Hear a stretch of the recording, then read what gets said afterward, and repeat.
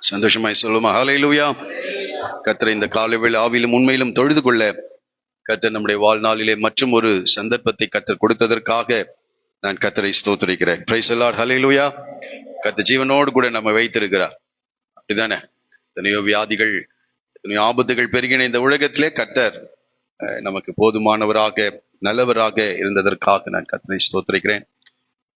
இந்த காலை வேளையும் தொடர்ந்து நாம் கர்த்தருடைய வார்த்தைகளை நேரடியாக சிந்திக்க நாம் கடந்து செல்லுவோம். இன்றைக்கு நாம் ஆதியாகமத்தின் புஸ்தகம் 24வது அதிகாரத்தை நாம் சிந்திக்க இருக்கிறோம். உங்களுடைய வேத புத்தகத்தை நீங்கள் தயவு செய்து திருப்பி வைத்துக் கொள்ளும்படி உங்களை அன்பாய் கேட்டுக்கொள்கிறேன். ஆதியாகமத்தின் புஸ்தகம் 24வது அதிகாரம். நமக்கு எல்லாருக்கும் இந்த அதிகாரத்தினுடைய செய்தி நமக்கு எல்லாருக்கும் நன்றாக தெரியும். ஈசாக்கினுடைய திருமணத்தை குறித்து நாம் இந்த வேத பகுதியிலே நாம் படிக்க இருக்கிறோம். ஈசாக்கினுடைய திருமணம். இந்த ஆதியாகமத்தின் புஸ்தகத்துல 50 அதிகாரங்கள் இருக்கிறதை நாம் அறிந்திருக்கிறோம். ஆனால் இந்த ஆதியாகமத்தின் புஸ்தகத்திலேயே பெரிய அதிகாரம் என்று சொன்னால் இந்த அதிகாரம் தான். 67 வசனங்கள் இந்த அதிகாரத்திலே காணப்படுகிறது. ரொம்ப பெரிய ஒரு காரியத்தை நாம் இந்த அதிகாரத்திலே நாம் படிக்கிறோம். மோசேயை குறித்து நான் யோசித்து பார்த்தேன்.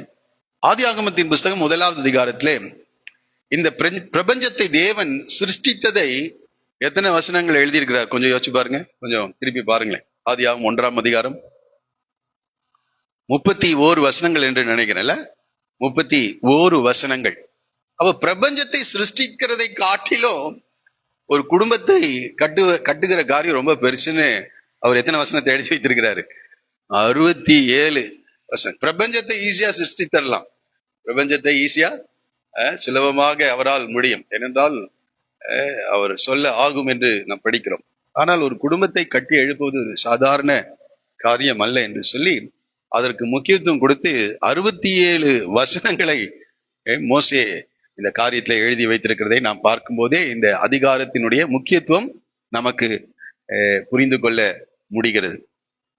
அது மாத்திரமல்ல, இந்த அதிகாரத்தை யாரெல்லாம் படிக்கிறார்களோ அவர்களுக்கு தேவ சித்தத்தை செய்ய வேண்டும் என்று விரும்புகிற ஒவ்வொருவருக்கும் இந்த அதிகாரம் ஒரு ஒரு புத்துணர்ச்சியை, ஒரு என்கரேஜ்மெண்ட், ஒரு ஒரு புத்துணர்ச்சியை என்ன சொல்லலாம்? என்கரேஜ்மெண்ட்னா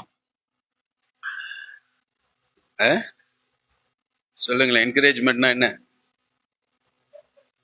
ஒரு ஒரு உற்சாகப்படுத்துகின்ற ஒரு அதிகாரமாக இருக்குது. ஒரே சொல்லுவோமா? யாரெல்லாம் தேவ சித்தத்தை செய்ய வேண்டும் என்று விரும்புகிறார்களோ அவர்களுக்கு இதை படிக்கும் போது தேவனுடைய வழிநடத்துதலை நாம் பெற்றுக்கொள்ள முடியும் என்ற ஒரு நம்பிக்கையை நமக்கு கொடுக்கின்றதாக இருக்கின்றது. ஒரு பெரிய நம்பிக்கை கிடைக்கும். தேவ வழிநடத்துதலை, தேவ ஆலோசனைகளை, தேவனுடைய திட்டத்தை புரிந்து செயல்பட வேண்டும் என்று விரும்புகிற ஒவ்வொருவருக்கும் இந்த அதிகாரத்தை படிக்கும் போது ஒரு பெரிய உற்சாகத்தை கொடுக்கின்றதாக காணப்படுகிறது. அது மாத்திரம் இல்ல, இந்த அதிகாரத்தை படிக்கும் போது இதுல இருக்கின்ற காரியங்களை அப்படியே நம்முடைய வாழ்க்கையில நடக்கும்னு நம்ம யோசிக்க கூடாது. ஏன்னா நம்ம கிட்ட 10 ஒட்டகங்கள் எல்லாம் இல்ல. நம்ம ஊர் என்ற கல்தியர் பட்டணத்துக்கு இனி உறவுகளை தேடி என்ன செய்ய முடியாது, போக முடியாது. அப்போ எழுத்தின்படி அப்படியே என்ன செய்ய முடியாது, இத எடுத்துக்கொள்ள முடியாது. இப்ப எங்கேயும் துறவு இருக்குதா? ஆமா. அப்படியே இருந்தாலும் ஒட்டகங்கள் குடிக்கிற அளவுக்கு தண்ணீர் எடுத்து கொண்டு வருகிற என்னது ஆரோக்கியம் உள்ள பலசாலிகளான பெண்கள் இருக்கிறாங்களான்னு என்ன செய்யாது எனக்கு தெரியல. உங்களுக்கு தெரிஞ்சா பரவாயில்ல. நீங்க அப்படி எல்லாவற்றையும் எழுத்தின்படி என்ன செய்ய முடியாது, இத எடுக்க முடியாது. ஆனால் இதில் இருக்கின்ற உண்மைகளை நாம் புரிந்து கொண்டு நாம் அந்த உண்மைகளை நம்முடைய வாழ்க்கையில அனுபவமாக்குவோம் என்றால் தேவனுடைய வழிநடத்துதலை, தேவ சித்தத்தை நாம் அறிந்து செயல்பட முடியும். ஒரு சொல்லுவோமா?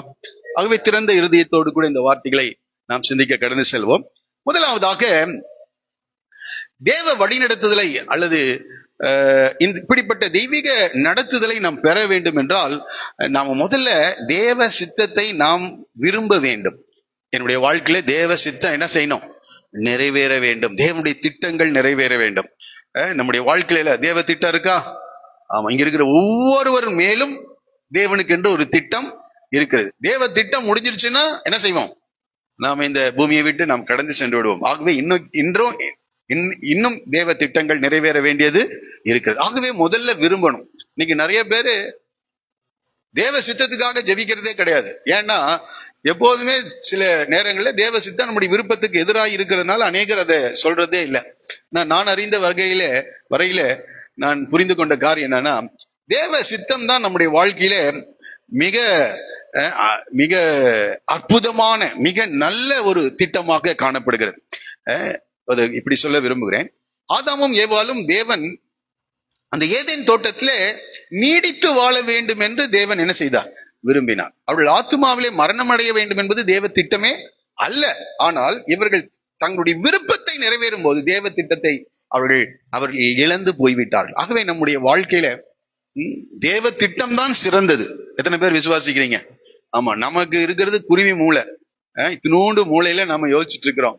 நம்முடைய ஆண்டவர் காலங்களை அறிந்தவர், எதிர்காலங்களை நன்கு அறிந்தவராக இருக்கிறார். ஆகவே யாருக்காவது உங்களுடைய விருப்பங்கள் நிறைவேறணும்னா அதை இன்றைக்கு பலிபீடத்துல வைத்துட்டு, ஆண்டவரே என் வாழ்க்கையில என் விருப்பம் எல்லாம் இல்ல, யார் விருப்பம்?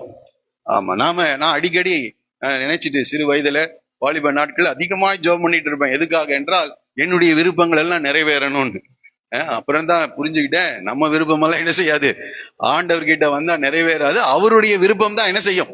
நிறைவேறும். அதனால்தான் ஆண்டவர் சீஷர்களுக்கு ஜெபிக்க கற்றுக் கொடுக்கும் போது உம்முடைய ராஜ்யம் வருவதாக, உம்முடைய சித்தம் பரலோகத்தில் செய்யப்படுவது போல பூமியிலேயும் செய்யப்படுவதாக என்று சொல்லி ஜெபிக்க கற்றுக் கொடுத்திருக்கிறார். ஆகவே நாம எப்போதும் தேவ சித்தத்தை விரும்ப வேண்டும். இரண்டாவதாக, அந்த தேவ சித்தம் நிறைவேற தினந்தோறும் ஜெபிக்க வேண்டும். ஆபிரகாம் ஈசாக்குக்காக என்ன செஞ்சிருக்கிறாரு? தினந்தோறும் அவர் விரும்பி இருக்கிறாரு. அவர் என்ன செய்திருக்கிறார்? அவர் ஜெபித்திருக்கிறார். மூன்றாவதாக, தேவனுடைய வழிநடத்துதலை நாம் தேட வேண்டும். ஒவ்வொரு காரியத்திலும் இதுல தேவ வழிநடத்துதல் இருக்குதா அப்படின்னு நாம் என்ன செய்யணும்? தேட வேண்டும். இன்றைக்கு அநேகர் அதை யோசிக்கிறது இல்லை. காரியங்கள் வரும்போது அல்லது சூழ்நிலைகள் வரும்போது இதுல தேவ வழிநடத்துதல் இருக்கிறதா, காட்ஸ் கைடன்ஸ் இருக்கா இதுல? சில பரிசுத்தவான்கள் சொல்லும் போது சொல்லுவாங்க, எனக்கு இதுல நடத்துதலே இல்லைன்னு சொல்லுவாங்க. சிலர் எல்லாம் எதிரா இருக்கும், ஆனா சொல்லுவாங்க எனக்கு இதுல நடத்துதல் இருக்கு. அநேக நேரங்களில் நமக்கு சூழ்நிலைகள் சாதகமா இருந்தா என்ன சொல்லிடுவோம்? நடத்துதல் இருக்குங்க, தெய்வீக வழி நடத்துதல் இதுல இருக்கு. ஆனால் எதிராக இருக்கிற சூழ்நிலைகள்ல ஒருவேளை தேவ வழிநடத்தல் இருந்தால் அதுல நாம் உறுதியாய் காணப்பட வேண்டும். ஆமா, எல்லாம் சூழ்நிலைகள் சாதகமா இருக்கிறப்போ அது தேவ சித்தம்னு இருக்காது சில நேரங்கள்ல. ஆமா, எதிராக இருக்கிற நேரங்களில கூட தேவ சித்தம் அதிலே விளங்கும். ஆகவே தேவனுடைய வழிநடத்தலை ஒவ்வொரு காரியத்திலும் நாம் தேட வேண்டும். சரி, தேவ வழிநடத்துதல் அதுல இருக்கிறது என்றால் தேவ வழிநடத்துதலுக்கு முழுமையாக கீழ்ப்படிய வேண்டும். இதெல்லாம் நிறைய புரிந்து கொள்ளுங்கள். தேவ வழிநடத்தலுக்கு கீழ்ப்படியணும். கீழ்ப்படியலைன்னா தேவ திட்டம் என்ன செய்யாது? நிறைவேறாது. அந்த லாபானும் அந்த பெத்துவேலின் குடும்பத்தாரும் சொல்றாங்க, இந்த காரியம் கர்த்தரால் வந்தது, நாங்கள் நலம் போலம் ஒன்றும் சொல்லக்கூடாது என்று சொல்லுகிறார். அப்ப தேவ வழிநடத்துதல் அவர்கள் புரிந்து கொண்டார்கள். அதற்கு நன்மை தீமை ஒன்றும் என்ன செய்யவே இல்லை, சொல்லவே இல்லை. ஆகவே தேவ வழிநடத்தலுக்கு முழுமையாக கீழ்ப்படிய வேண்டும். முழுமையாக. அப்போ பாருங்க, அடுத்த நாள் காலையிலேயே இந்த ஊழியக்காரன் என்ன செஞ்சிடறாரு? எழுந்து நான் என் தேசத்துக்கு என்ன செய்யணும், போகணும்ன்றான். உடனே அவங்களுக்கு எல்லாம் பெரிய ஷாக்கு. அவங்க சொல்றாங்க, பிள்ளை மகள் இன்னும் ஒரு 10 நாளாகிலும் எங்களோடு கூட இருக்க வேண்டும். கொஞ்சம் யோசிச்சு பாருங்க, நேற்றைக்கு சாயங்காலம் வந்தாரு, அடுத்த நாள் காலையில கூட்டிட்டு போறேன்றார். நம்ம எல்லாம் என்ன சொல்லுவோம்? நிச்சயமாக அதை ஏற்றுக்கொள்ளவே மாட்டோம். ஆனால் உடனடியாக அவர்கள் கீழ்ப்படிந்தார்கள். ஒரு பெரிய திட்டத்திலே ரெபெக்காள் இணைந்து கொண்டார். இன்றைக்கு அநேகர் உடனடியாக கீழ்ப்படிவதில்லை. ஆமா, உடனடியாக கீழ்ப்படிவதில்லை. ஆமா, அது தேவ நடத்துதல் என்றால், தேவனுடைய திட்டம் என்றால் உடனடியாக நாம் என்ன செய்யணும்? ஆமா. அடுத்ததாக இந்த சம்பவங்களை நான் படித்து பார்க்கும்போது தேவன் என்ன செய்கிறார் என்பதை அறிய ரொம்ப கவனமாக விழிப்பாக இருக்க வேண்டும். ஏனென்றால் சில நேரங்களிலே பிசாசு நம்மை வழிவிலக செய்வதற்கும் அங்கே வாய்ப்புகள் இருக்கிறது. ஆகவே ஒவ்வொரு சூழ்நிலையும் தேவன் என்ன செய்கிறார் என்பதை அறிய எப்படி இருக்கணும்? விழிப்பு. 5 காரியங்களை நான் சொன்னேன். அப்போ இந்த 5 காரியங்கள் நம்முடைய வாழ்க்கையிலே இருக்கும் போது நிச்சயமாகவே தெய்வீக வழிநடத்துதலை, தேவ திட்டங்களை அறிந்து தேவ திட்டத்தை நிறைவேற்ற முடியும். அடுத்ததாக இந்த அதிகாரத்துக்குள் கடந்து வரும்போது எல்லாம் ஒரு இன்ட்ரோடக்ஷனா நான் சொல்லிட்டு இருக்கேன். இன்ட்ரோடக்ஷனே பெரிய காரியம் சொல்லிட்டு இருக்கேன். ஆனாலும் இப்படி சொல்லிட்டு உள்ள போனா கொஞ்சம் புரியுன்றதுக்காக இதெல்லாம் நான் உங்களோடு கூட பகிர்ந்து கொள்ள நிற்கிறேன். இந்த அதிகாரத்திற்குள்ளாக நாம் கடந்து வருவதற்கு முன்பதாக இந்த 22வது அதிகாரத்திலே ஈசாக்கை குறித்தும் கடைசி வசனங்கள்ல ரெபெக்காலை குறித்தும் என்ன செய்கிறோம், படிக்கிறோம். கடைசி வசனத்துல அந்த ஊர்ல இருந்து, அந்த அவருடைய உறவுகளில் இருந்து ஒரு மனிதன் வந்து இந்த பெத்துவேலுடைய குமாரத்தியை குறித்து அங்கே பல உறவுகளை குறித்து சொல்லும்போது அதுல யாருடைய பெயர் வருகிறது? இந்த ரெபெக்காலுடைய பெயர் வருகிறது. 23வது அதிகாரத்தில் சாராளுடைய மரணத்தை பார்க்கிறோம். ஆனால் அதற்கு முன்பதாகவே யாருடைய பெயர் கடந்து வருகிறது? ரெபெக்காலுடைய பெயர் வருகிறது. இதுல இருந்து நான் புரிந்து கொள்ள வேண்டிய காரியம் என்னவென்றால் இந்த தேவ திட்டம் ஆபிரகாம் சாராளில் இருந்து அடுத்த தலைமுறையாகி ஈசாக்குக்கும் ரெபெக்காலுக்கும் என்ன செய்கிறது? கடந்து செல்லுகிறது. ஒரே சொல்லுவோமா? ஆமா, தேவ திட்டம் நம்முடைய சந்ததியோடு அல்ல, நம்முடைய முற்பிதாக்களோடு கூட அல்ல, அது சந்ததியாக அது கடந்து செல்லுகிறதாக காணப்படுகிறது. அதனாலதான் ரொம்ப அற்புதமா மோசே என்ன செய்கிறார்? இதை எழுதி வைத்திருக்கிறார். சாராளுடைய மறைவுக்கு பிறகு இதை சொல்லவில்லை ரெபெக்காலை பற்றி. சாராளுடைய மறைவுக்கு முன்பாகவே தேவ திட்டம் இந்த ஈசாக்குடைய வாழ்க்கையிலையும் ரெபெக்காலுடைய வாழ்க்கையிலும் கடந்து செல்லுகிறதே, அது தொடர் ஓட்டத்தை போல இருக்கிறது. அது எப்படின்னா, நம்ம இந்த சிறு வயதுல நீங்க ஸ்கூல்ல இந்த ரிலே ரேஸ்ன்னு ஒரு ஓட்டப்பந்தயம் என்ன செஞ்சிருப்பீங்க, ஓடி இருப்பீங்க. அதுல ஒருவர் என்ன செய்வாங்க, ஒரு குச்சி எடுத்துட்டு கொஞ்சம் தூரம் என்ன செய்வாங்க, ஓடி அந்த டீம்ல இருக்கிற அடுத்த நபருக்கு அந்த குச்சியை என்ன செய்வாங்க, கொடுத்து பாஸ் பண்ணிட்டு அவங்க கடந்து செல்வாங்க. அடுத்த நபர் என்ன செய்வார், ஓடுவார். அவர் கொஞ்ச நேரம் ஓடிட்ட பிறகு அடுத்த நபருக்கு. அப்போ ஒரு டீமாக தேவன் தம்முடைய திட்டத்தை ஒரே சந்ததியில் அல்ல, அவர் ரொம்ப பொறுமையா சந்ததியாக தேவன் தமது திட்டத்தை என்ன செய்கிறார், அதை நிறைவேற்றுகிறவராக அவர் காணப்படுகிறார். அதே போல இந்த அதிகாரத்தை நாம் படிக்கும் போது இது ஈசாக்கு ரெபெக்காளுடைய திருமணம் மாத்திரல்ல, கிறிஸ்துவுக்கும் மணவாட்டிக்கும் நடைபெற போகின்ற ஒரு அற்புதமான திருமணத்தை இந்த சம்பவம் நினைவூட்டுகிறது. ஒரு சொல்லுவோமா? ஆமா, ஈசாக்குடைய திருமணம் எல்லாம் முடிஞ்சிருச்சு. இப்போ இயேசு கிறிஸ்துவுக்கும் அவருடைய மணவாட்டியாகிய சபைக்கும் நடைபெற போகிற, மத்திய ஆகாயத்திலே நடைபெற போகிற ஆட்டுக்குட்டியானுடைய கல்யாணத்தை நினைவுபடுத்துகின்ற ஒரு சம்பவமாக இருக்குது. அதனால்தான் 2 கொரிந்தியர் நிருபம் 11வது அதிகாரம் 2வது வசனத்திலே அப்போஸ்தலனாகிய பவுல் சொல்லுகிறார். 2 கொரிந்தியர் 11:2, நான் உங்களை கற்புள்ள கன்னியாக கிறிஸ்து என்னும் ஒரே புருஷனுக்கு ஒப்பு கொடுக்க நியமித்தபடியால் உங்களுக்காக தேவ வைராக்கியம் கொண்டிருக்கிறேன் என்று சொல்லுகிறார். நான் உங்களை கற்புள்ள கன்னியாக கிறிஸ்து என்னும் ஒரே புருஷனுக்கு ஒப்பு கொடுக்க நியமித்திருக்கிறேன் என்று சொல்லுகிறார். அப்போ இந்த காரியத்தை நாம் புரிந்து கொள்ளும் போது எதற்காக தேவன் நம்மை உலகத்திலிருந்து வேறு பிரித்திருக்கிறார் என்றால், கிறிஸ்து என்னும் ஒரே புருஷனுக்கு ஒப்பு கொடுக்க தேவன் என்ன செய்திருக்கிறார், நம்மை நியமித்திருக்கிறார் என்ற காரியத்தை நாம் புரிந்து கொள்ள. ஆகவே இந்த சம்பவம் ஈசாக்கு ரெபெக்கால் என்ற நிலையிலே மாத்திரல்ல, இதை ஒவ்வொரு வார்த்தையாக வசனமாக கவனமாக நாம் படிப்போம் என்றால் நிச்சயமாகவே மத்திய ஆகாயத்தில் நடக்க போகிற ஆட்டுக்குட்டியானுடைய கல்யாணத்தை இந்த அதிகாரம் நினைவுபடுத்துகிறதாக காணப்படுகிறது. அடுத்ததாக நாம் இந்த அதிகாரத்திற்குள்ளாக நாம் கடந்து வர போகிறோம். இந்த அதிகாரத்துல சில தலைப்புகளின் கீழாக நாம படிக்கிறது நல்லா இருக்கும்னு நினைக்கிறேன். ஏனென்றால் நம்ம புரிந்து கொள்வதற்காக நான் அப்படி சில தலைப்புகளிலே சில காரியங்களை நான் சொல்லும்படி விரும்புகிறேன். முதலாவதாக ஆபிரகாமின் விருப்பம் என்ற தலைப்பிலே முதல் 9 வசனங்களை நாம் படிக்க போகிறோம். ஆபிரகாமினுடைய விருப்பம், தகப்பனுடைய விருப்பம் என்ற தலைப்பிலே நாம் படிக்க போகிறோம். இங்கே நாம் படிக்கிறோம், ஆபிரகாம் வயது சென்று முதிர்ந்தவனானான் என்று சொல்லப்பட்டிருக்கிறது. ஆபிரகாமுக்கு இப்ப என்ன ஆயிடுச்சான், வயது சென்று முதிர்ந்தவனானான். இந்த சம்பவம் நடக்கும் போது ஆபிரகாமுக்கு எத்தனை வயது?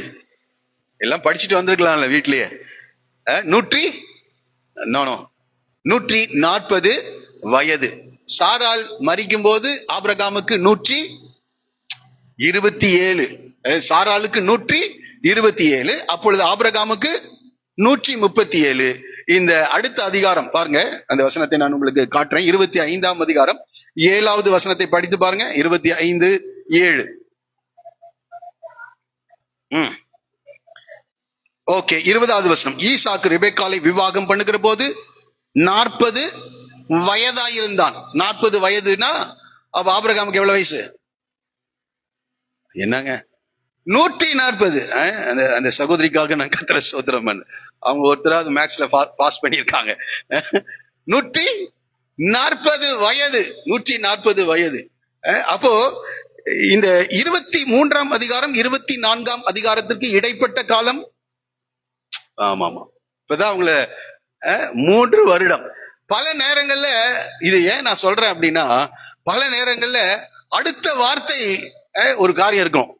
அப்போ நாம என்ன நினைக்கிறோம், இவர் இப்பதான் ஜெபம் பண்ணாரு, அடுத்தது என்ன செஞ்சிருச்சு, நடந்துருச்சு. ஆனா ஒழுங்கா உட்கார்ந்து வேதத்தை படித்து பார்த்தா இடைப்பட்ட காலங்கள் எவ்வளவு இருக்கு? 3 வருடங்கள் இருக்கிறது. அப்ப பாருங்க, நமக்கு எப்படி செவி கொடுக்கிறாரோ அப்படிதான் ஆபிரகாமுக்கு செவி கொடுத்திருக்கிறார்.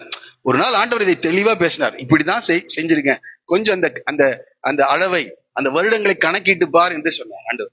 அப்ப நன்றாய் புரிந்து கொள்ளுங்கள். அப்ப 3 வருட கேப் இருக்கு. 3 வருடம். இது ஏதோ அடுத்த நாளே சாரால அடக்கம் பண்ணின உடனே ஆபிரகாம் எலியேசரை அழைத்து இது அனுப்பலாம் இல்ல. எத்தனை வருஷம் இருக்கு? 3 வருடங்கள். இப்ப நம்மளுடைய வாழ்க்கையிலையும் அப்படிதான். ஒரு சம்பவத்தை முடிச்ச உடனே என்ன செய்யறாரு ஆண்டவர்? ஒரு சில காரியங்கள் ஒரு கேப் என்ன செய்யறார்? கொடுக்கிறார். இது யாராவது எனக்கு ஆண்டவர் செய்யல, ஆபிரகாமுக்கு உடனே என்ன செஞ்சிருக்கிறாரு, செய்திருக்காருன்னு நினைச்சிட்டு இருந்தீங்கன்னா இந்த காலை புரிந்து கொள்ளுங்கள். ஒரு சம்பவத்துக்கு பிறகு சில இடைவெளியை கர்த்தர் என்ன செய்கிறார்? விடுகிறார். அப்ப ஆபிரகாமுக்கு 100. இப்ப ஏன்னா நாம ஒரு கதையை படிக்கல, ஏதோ ஒரு ஸ்டோரி அல்ல இது. இது ஒரு சரித்திரம். அப்ப சரித்திரம்னா என்ன இருக்கும்? அங்க இயரெல்லாம் இருக்கும், வருடங்கள் எல்லாம் காணப்படும்.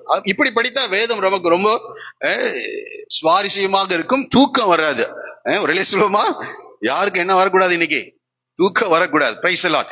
அப்போ ஆபிரகாம் முதிர்ந்தவன் ஆனான் அப்படின்னா நாம என்ன புரிஞ்சுக்கணும்? ஆபிரகாமுக்கு 140 வயதான போது கர்த்தர் ஆபிரகாமை சகல காரியங்களிலும் ஆசீர்வதித்து வந்தார். எல்லா காரியங்களிலும் ஆசீர்வதித்து வந்திருக்கிறார். 140 வயதுல எல்லா காரியங்களும் அவருக்கு தேவையான வேலைக்காரர்கள், ஆடுகள், மாடுகள், வெள்ளி, பொன் எல்லாம் என்ன செய்கிறது? இருக்கிறது. ஆனால் இப்ப வயது வேற, அவர் முதிர்ந்த வயது உள்ளவராக மாறிட்டார். இப்ப ஒரே ஒரு காரியம் தான் ஆபிரகாம் வாக்கில மீதியாக இருக்கிறது. அது என்னதான்? ஈசாக்குக்கு திருமணம் செய்து வைக்க வேண்டும். வயது ஆகும்போது பெற்றோருக்கு இருக்கிற ஒரு பெரிய கவலையே இதுதான், இந்த காரியம்தான்.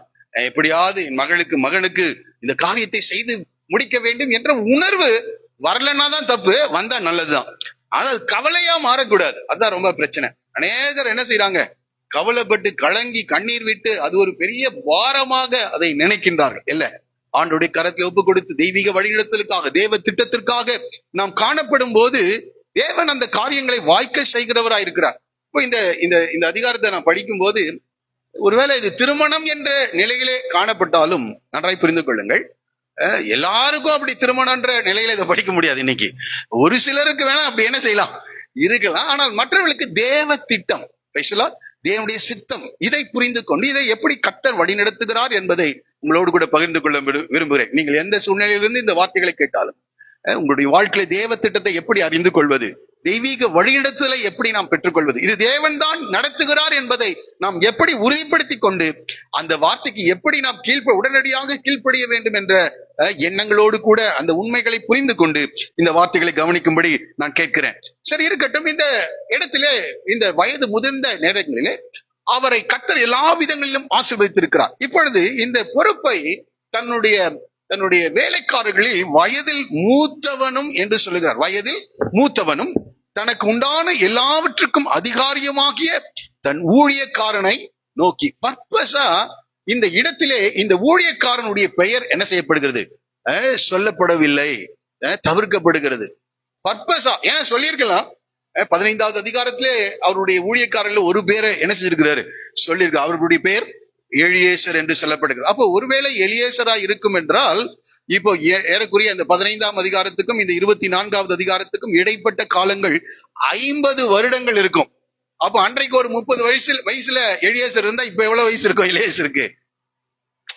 80 வயது. என்ன செய்ய? அதனாலதான் இங்க சொல்லுகிறார் வயதில் மூத்தவர். அப்போ ஏன் இங்க இந்த ஊழியக்காரனை தெரிந்தெடுக்கிறார்? அங்க அவருக்கு ஊழியக்காரன் தான் பேரு. இந்த ஆபிரகாமுக்கு நம்பிக்கைக்குரிய ஒரு நபராக அவர் காணப்பட்டிருக்கிறார். எப்படிப்பட்ட ஊழியக்காரனை தெரிந்தெடுக்கிறார்? நம்பிக்கைக்கு பாத்திரம். ஆபிரகாமுடைய இருதயத்தை அப்படியே நிறைவேற்றுகிற ஒரு மனிதன். ஆபிரகாமுடைய இருதயத்தை. அப்ப ஊழியக்காரர்கள் எப்படி இருக்க வேண்டும்? இங்க இருக்கிற அநேகர், இங்க இருக்கிற எல்லாருமே ஆண்டவருக்கு எப்படிதான்? ஊழியக்காரர்கள் தான். இஸ்ரவேல் ஜனங்கள் எல்லாரும் கர்த்தருக்கு யாராம்? ஊழியக்காரர்கள் என்று நாம் படிக்கிறோம். அப்போ நாம் எல்லாரும் எப்படி இருக்கணும்? ஆண்டவருடைய விருப்பத்தை, ஆண்டவருடைய இருதயத்தை அப்படியே அறிந்து அதை என்ன செய்ய வேண்டும்? நிறைவேற்ற வேண்டும். அதுல நாம எந்த மாற்றங்களையும் கொண்டு வரக்கூடாது, எந்த மாற்றங்களையும் கொண்டு வரக்கூடாது. இப்போ இந்த ஆபிரகாம், இந்த இந்த அநேக ஆயிரக்கணக்கான வேலைக்காரர்கள் இருக்காங்க. ஆனால் இந்த மூத்தவன் ஆகிய இந்த ஊழியக்காரனை என்ன செய்கிறார்? அவர் தெரிந்து கொண்டிருக்கிறார். தெரிந்து கொண்டு அவனை பார்த்து சொல்லுகிறார், நான் குடியிருக்கிற கானானுடைய குமாரத்திகளில் நீ என் குமாரனுக்கு பெண் கொள்ளாமல் என்று சொல்லுகிறார். அப்ப இந்த குடிகளிலே, இந்த கானான் தேசத்தில் இருக்கிற 7 ஜாதிகள் அந்த தேசத்தில் இருக்கிறார்கள். அவர்களில் ஒரு பெண்ணை நீ கொள்ளாமல் நீ என் தேசத்துக்கும் என் இனத்துக்கும் என் இனத்தாரிடத்திற்கும் போய் என் குமாரனாகி ஈசாக்குக்கு பெண் கொள்வேன் என்று வானத்துக்கும் தேவனும் பூமிக்கு தேவனுமாகிய கர்த்தர் பேரில் எனக்கு ஆணையிட்டு கொடுக்கும்படிக்கு நீ உன் கையை என் தொடையின் கீழ் வை என்றார். இப்போ ஆபிரகாம் சொல்லுகிறார், இந்த தேசத்தில் பெண்களை நீ என்ன செய்யக்கூடாது? கொண்டு வரக்கூடாது என் மகனுக்கு. ஏன் அப்படின்றது ஒரு பெரிய கேள்வி. ஏன் என்றால், உபாகமத்தின் புஸ்தகம் 7ஆம் அதிகாரம் 1-4 வசனங்களை நீங்கள் வீடுகளில் போய் படிங்க. நான் அதை ஒரு சில வசனங்களை மாத்திரம் நானே படித்து விடுகிறேன். இந்த தேசத்தில் இருக்கின்ற இந்த ஜாதிகள் கானானிய ஜாதிகள், இவர்களை தேவன் அழிக்கும்படி தேவன் சித்தம் கொண்டிருக்கிறார். ஏனென்றால் அவருடைய அக்கிரமம் அதிகரித்துக் கொண்டே இருக்கிறது. ஆதியாகமம் 15ஆவது அதிகாரத்தில் சொல்லுகிறார், எமோருடைய அக்கிரமம் இன்னும் என்ன செய்யவில்லை?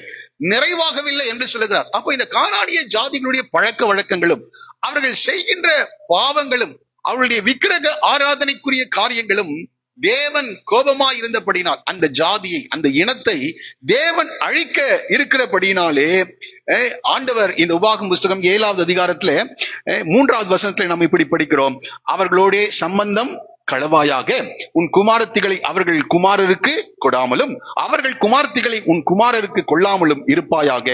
என்னை பின்பற்றாமல் அந்நிய தேவர்களை சேவிக்கும்படி அவர்கள் உன் குமாரரை விலக பண்ணுவார்கள். அதுதான் மெயின் ரீசன். அவர்கள் ரொம்ப உன்னுடைய குமாரரை விலக பண்ணுவார். ஏனென்றால் தேவ திட்டம் யார் மேல இருக்கு? ஈசாக்கின் மேல் இருக்கு. ஈசாக்கிடத்தில் உன் சந்ததி விளங்கும் என்று சொல்லுகிறார். அந்த ஈசாக்கின் மூலமாக கிறிஸ்து வெளிப்பட வேண்டும். நன்றாய் புரிந்து கொள்ளுங்கள், நம்முடைய வாழ்க்கையில கிறிஸ்து வெளிப்பட வேண்டும். ஆகவே தேவ திட்டங்கள் நம்மேல் காணப்படுகிறது. ஆகவே அவர்கள் அந்நிய தேவர்களை சேவிக்கும்படி அவர்கள் உன் குமாரரை விலக பண்ணுவார்கள். அப்பொழுது கர்த்தருடைய கோபம் உங்கள் மேல் மூண்டு உங்களை சீக்கிரத்தில் என்ன செய்வார்? அழித்து போடுவார். ஆகவே என்று உபாகமம் புஸ்தகம் 7ஆம் அதிகாரத்திலே மோசேயின் மூலமாக கட்ட சொல்லுகிறார். இது ஆபிரகாமுக்கு எப்பவே தெரியுது. கொஞ்சம் யோசிச்சு பாருங்க. 1450 வருடங்களுக்கு முன்பாகவே, ஏறக்குறைய 1000 வருடங்களுக்கு முன்பாகவே யாருக்கு தெரியுது இது? ஆமா, ஒரு தேவனோடு கூட நடக்கிற ஒரு மனிதனுக்கு கற்பனை கொடுக்கிறதுக்கு முன்னாடியே அது கட்டளை, அது ஆண்டவருடைய பிரியம் என்பதை அவன் என்ன செய்திருக்கிறான்? அறிந்து வைத்திருக்கிறான். ஒரு ஆச்சரியமான ஒரு காரியம். தேவனோடு கூட நடக்கும்போது, அதனால்தான் ஆபிரகாமை என்னுடைய சிநேகிதனாகிய ஆபிரகாம் என்று சொல்லுகிறார். அப்ப சிநேகிதனுக்கு என்ன தெரியும்? இன்னொரு சிநேகிதனுடைய எல்லா ரகசியமும் தெரிகிறது. ஆகவே இங்கே சொல்லுகிறார், வேற எந்த ஒரு காரியத்து நிமித்தமும் அல்ல. ஆகவே இங்கே சொல்லுகிறார், இந்த ஜாதியினிடத்திலே பெண் கொள்ளாமல் நீ என் தேசத்துக்கும் என் இனத்தாரிடத்திற்கும் போய் என்று சொல்லுகிறார். ஆகவே இந்த ஊழியக்காரன் இதை கேட்டுக்கொண்டு அப்படியே அனுப்பல. இந்த ஊழியக்காரனை இந்த ஆபிரகாம் என்ன செய்கிறார் பாருங்க, எனக்கு ஆணையிட்டு கொடு என்று சொல்லுகிறார். என்ன செய்யணுமா? ஆணையிட்டு. ஊழியக்காரன் தானே, ரொம்ப இதுவரைக்கும் எல்லா காரியங்களிலும் என்ன செய்திருக்கிறாரு? உண்மையா இருக்கிறாரு. ஆகவே நீ போயிட்டு வா என்று சொல்லவில்லை, நீ ஆணையிட்டு கொடு என்று சொல்லுகிறார். அப்போ ஊழியக்காரர்கள் ஆண்டவருக்கு என்ன செய்யணும்? ஆணையிட்டு கொடுக்க வேண்டும். அவர் சொல்லுகிற வார்த்தையின்படியே நான் என்ன செய்வேன். வேற எங்கேயும் என்ன செய்ய மாட்டேன், அந்த கொஞ்சம் கூட்டியோ குறைத்தோ என்ன செய்ய மாட்டேன், செய்ய மாட்டேன் என்று என்ன செய்யணும்? ஆண்டவருக்கு கர்த்தர் உங்களை பயன்படுத்தணுமா? ஆமா, கர்த்தர் உங்களை பயன்படுத்தணும். இந்த வார்த்தையை புரிந்து கொள்ளுங்கள். ஆணையிட்டு கொடுக்கணும். ஆனா ஆணையிட்ட பிறகு நஷ்டம் வந்தாலும் என்ன செய்யணும்? தவறாமல் இருக்கு. ஆணையிட்டதில் யாரு? வாசிங்களே அந்த இடத்த, சங்கீதங்களின் புஸ்தகம் எடுத்துட்டீங்களா? 15ஆம் சங்கீதமா பாருங்களேன். வாசிங்க.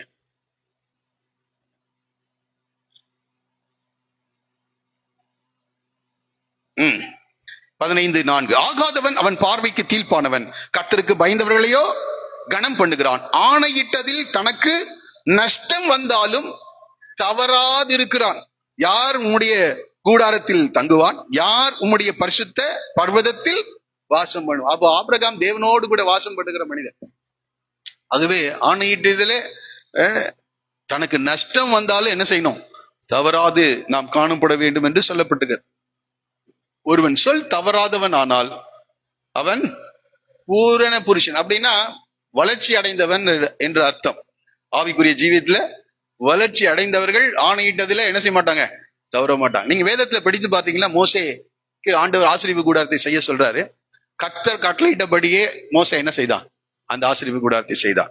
அதான் மோசையை பார்த்து என்னுடைய ஊழியக்காரன் என்று சொல்லுகிறார். அப்போ இந்த நோவாவை குறித்து கூட நம்ம பார்க்கிறோம். கர்த்தர் சொன்னபடியே பேழையை செய்தார். அப்ப ஊழியக்காரர்கள் என்ன செய்யணும்? ஆண்டவருக்கு ஆணையிட்டு கொடுக்கணும். ஆனால் இங்கே ஒரு மூன்று காரியத்தை இங்கே நாம படிக்கிறோம். இங்கே அவர் சொல்லுகிறார், ஆபிரகாம் 3 கண்டிஷன் அங்க போடுறாரு பாருங்க. நீ என் தேசத்துக்கும் என் இனத்தாரிடத்திற்கும் போய் என்று சொல்லுகிறார். 3 காரியங்கள். அப்போ இந்த கானானிய ஜாதிகளிடத்தில் நீ பெண் கொள்ள வேண்டாம், நீ என் இனத்தாரிடத்திற்கு போய் என்று சொல்லுகிறார். இரண்டாவது, கீழே வாசித்து பார்ப்பீர்கள் என்றால், நீ என் குமாரனை, வாசிக்கலாம் 6வது வசனம்.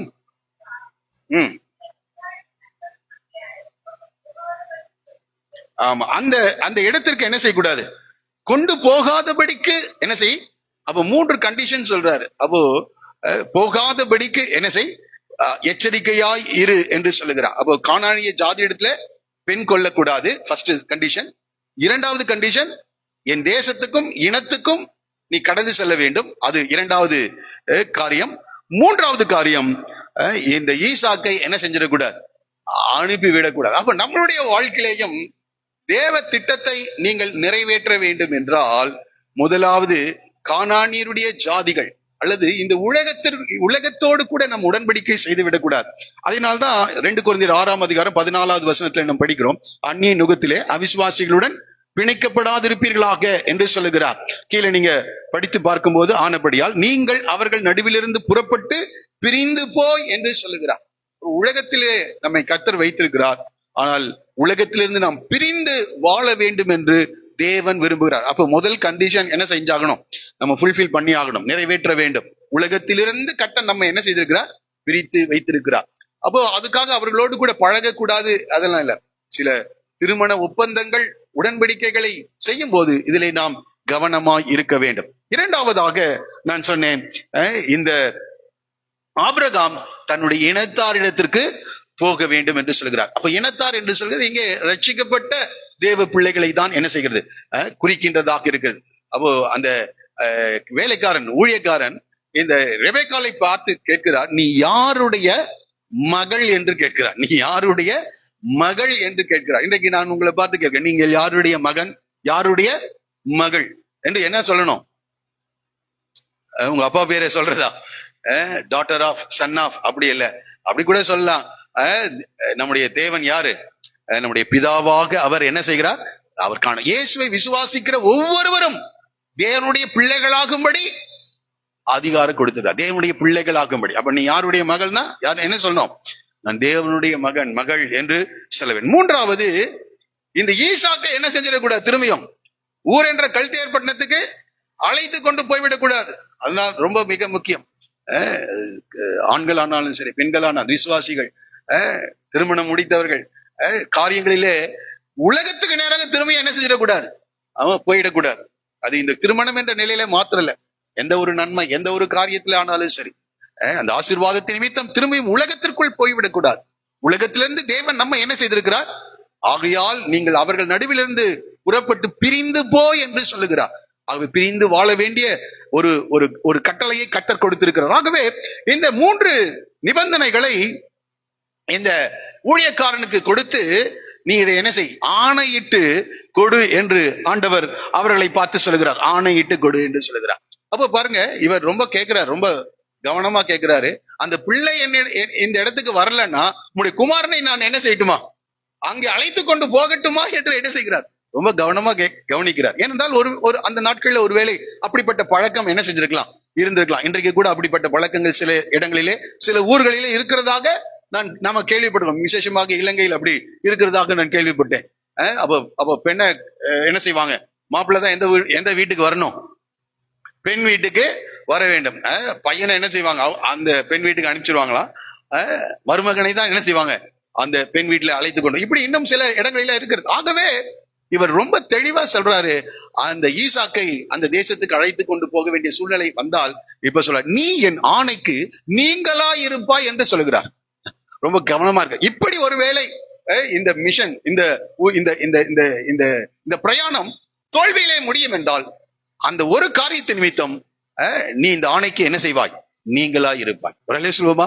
இப்ப நாம பாருங்க, ஒரு தேவ திட்டத்தை நாம் செயல்படுத்த அறிந்து கொள்வதற்கு முன்பதாக இந்த தேவனுடைய வார்த்தைகளின் அடிப்படையிலே நாம் செயல்பட வேண்டியவர்களா இருக்கிறோம். ஏனென்றால் ஆபிரகாமுக்கு நன்றாய் தெரியும், தேவன் என்னை ஊர் என்ற கல்தேர் பட்டணத்திலிருந்து என்ன செய்திருக்கிறார், அழைத்து வந்திருக்கிறார் என்று அவனுக்கு நன்றாய் தெரியும். அதனால்தான் 24:7 சொல்லுகிறார், என்னை என் தகப்பனுடைய வீட்டிலும் என் இனத்தார் இருக்கிற தேசத்திலும் இருந்து அழைத்து வந்தவரும் உன் சந்ததிக்கு இந்த தேசத்தை தருவேன் என்று எனக்கு சொல்லி ஆணையிட்டவருமான வானத்துக்கு தேவனாகிய கர்த்தர் நீ அங்கே இருந்து என் குமாரனுக்கு ஒரு பெண்ணை கொண்டு வரும்படிக்கு தம்முடைய தூதனை உனக்கு முன்பாக அனுப்புவார். அப்ப ஆபிரகாமுக்கு ரொம்ப உறுதியா இருக்கிறான், என்னை ஆண்டவர் தான் அந்த தேசத்துல இருந்து என்ன செய்தார், இந்த தேசத்துக்கு கொண்டு வந்தார். ஆகவே என் குமாரனுக்கு ஒரு பெண்ணை கொண்டு வரும்படியாக ஒரு தம்முடைய தூதனை உனக்கு முன்பாக அனுப்புவார். இந்த வார்த்தை அப்படியே நிறைவேறிச்சா? அப்ப ஆபிரகாம் விசுவாசிக்கிறான். அப்ப ஆபிரகாமுக்கு தேவனுடைய திட்டம் தெரியும். இன்றைக்கு அநேக நேரங்கள்ல தேவ திட்டத்தை நாம் அறியாது இருக்கிறபடியினால்தான் பிரச்சனையே. தேவ திட்டத்தை ஆகவே உட்கார்ந்து ஜெபம் பண்ணி என்ன செய்யணும், நீங்களே திட்டம் போடக்கூடாது, தேவன் திட்டங்களை சொல்ல வேண்டும். தேவ சித்தத்தை என்ன செய்ய வேண்டும், அறிய வேண்டும். எனக்கு பவுல் கிட்ட இருந்து நான் கற்றுக்கொண்ட ஒரு அற்புதமான காரியம், ரட்சிக்கப்பட்ட முதல் நாளே கேட்கிறாரு ஆண்டவரை பார்த்து, நான் என்ன செய்ய சித்தமா. எத்தனை பேர் இந்த ஜெபத்தை பண்றீங்க, நான் என்ன செய்யணும் ஆண்டவரே, நான் என்ன செய்யணும், ஆமா நான் என்ன செய்ய சித்தமா இருக்கு. நம்ம சித்தத்தை நிறைவேற்றும்படியாக ஜெபம் பண்ணிட்டே இருக்கோம், அதெல்லாத்தையும் தூக்கி போட்டுட்டு நான் என்ன செய்ய சித்தமா இருக்கு. அப்ப தேவ திட்டத்தை ஆபிரகாம் அறிந்திருந்ததுனால ரொம்ப கான்பிடென்டா சொல்றாரு, நிச்சயமாக கர்த்தர் தமது தூதனை உனக்கு முன்பாக அனுப்பி ஒரு பெண்ணை அங்கிருந்து அழைத்து கொண்டு வரும்படி கர்த்தர் உதவி செய்வார் என்று சொல்லுகிறார். இப்போ இந்த காரியத்தை இந்த வேலைக்காரன், இந்த ஊழியக்காரன் புரிந்து கொள்ளுகிறான். இந்த தேவ சித்தத்தை நிறைவேற்ற நாம கடந்து செல்லும் போது இன்னொரு வசனத்தை கூட நான் வாசிக்க விரும்புகிறேன். நீதிமொழிகளின் புத்தகம் 3ஆம் அதிகாரம் 5-6 வசனங்கள் மிக மிக முக்கியம். நீதிமொழிகள் 3ஆம் அதிகாரம் 5-6. உன் சுய புத்தியின் மேல் சாயாமல் உன் முழு இருதயத்தோடும் கர்த்தரிடத்தில் ஃபர்ஸ்ட் என்ன செய்யக்கூடாதான், சுய புத்தியின் மேல் சாயவே கூடாது. தேவ திட்டத்தை நீங்கள் புரிந்து கொள்ள வேண்டும், தேவ திட்டத்தை நிறைவேற்ற வேண்டும் என்றால் சுய புத்தி எல்லாம் வேற வேற மாதிரி சொல்லும். பழக்க வழக்கங்களுக்கு நடைமுறைகளுக்கெல்லாம் கொஞ்சம் அது மாறுதியா இருந்தா நம்ம சுய புத்தி என்ன சொல்லும், இது ஆகாதுன்னு சொல்லும். நன்றாய் புரிந்து கொள்ளுங்க. ஆனால் வசனம் சொல்லுகிறது, தேவ திட்டம் வாழ்க்கையில நிறைவேறணும்னா எல்லாரும் சேர்ந்து சொல்லுவோமா, படிப்போமா? உன் சுய புத்தியின் மேல் சாயாமல், அடுத்தது உன் முழு இதயத்தோடும் கர்த்தரில் நம்பிக்கையா இருந்து. எப்படி நம்பிக்கையா இருக்கணுமா? கர்த்தர் இதை செய்வார். ஆபிரகாமுக்கு அது ஒரு பெரிய உறுதி இருந்தது, கர்த்தர் இதை செய்வார். என்னை அழைத்து வந்தார், எனக்கு ஈசாக்கை 100 வயதுல என்ன செய்தார், கொடுத்தார். அவனை பலிபீடத்துல வைக்க சொன்னாரு. தேவன் ஆட்டுக்குட்டியை என்ன செய்தார், கரெக்டான நேரத்துல கொடுத்தார். ஈசாக்கிடத்தில் உன் சந்ததி விளங்கும் என்று சொல்லியிருக்கிறார். என் சந்ததி பூமியின் தூளை போல கடற்கரையின் மணலத்திலேயாகவும் வானத்தின் நட்சத்திரங்களை போல பெருக பண்ணுவேன் என்று சொல்லுகிறார். உனக்குள் சகல ஜனங்களும் ஆசீர்வதிக்கப்படுவார்கள் என்று சொல்லியிருக்கிறார். ஆகவே கர்த்தர் இதை செய்வார். அப்போ எப்படி நம்பணும்? உன் முழு இருதயத்தோடும் கர்த்தரில் நம்பிக்கையா இருந்து ஒரு காரியத்தை நீங்கள் துவங்கும் போது அதுல தேவ திட்டம் இருக்குதா என்று பாருங்கள், தேவனுடைய வழிநடத்தல் இருக்குதான்னு பாருங்க. அப்போ அதுல தேவ சித்தத்தை அறிந்து கொள்ளுவோம் என்றால் நம்ம முழு இருதயத்தோடும் கர்த்தரில் என்ன செய்யணும், நம்பிக்கையா இருந்து. அடுத்தது பாருங்க, உன் வழிகளில் எல்லாம் அவரை நினைத்துக்கொள். நாம இந்த ஞாயிற்றுக்கிழமை ஆண்டவரை நினைத்தா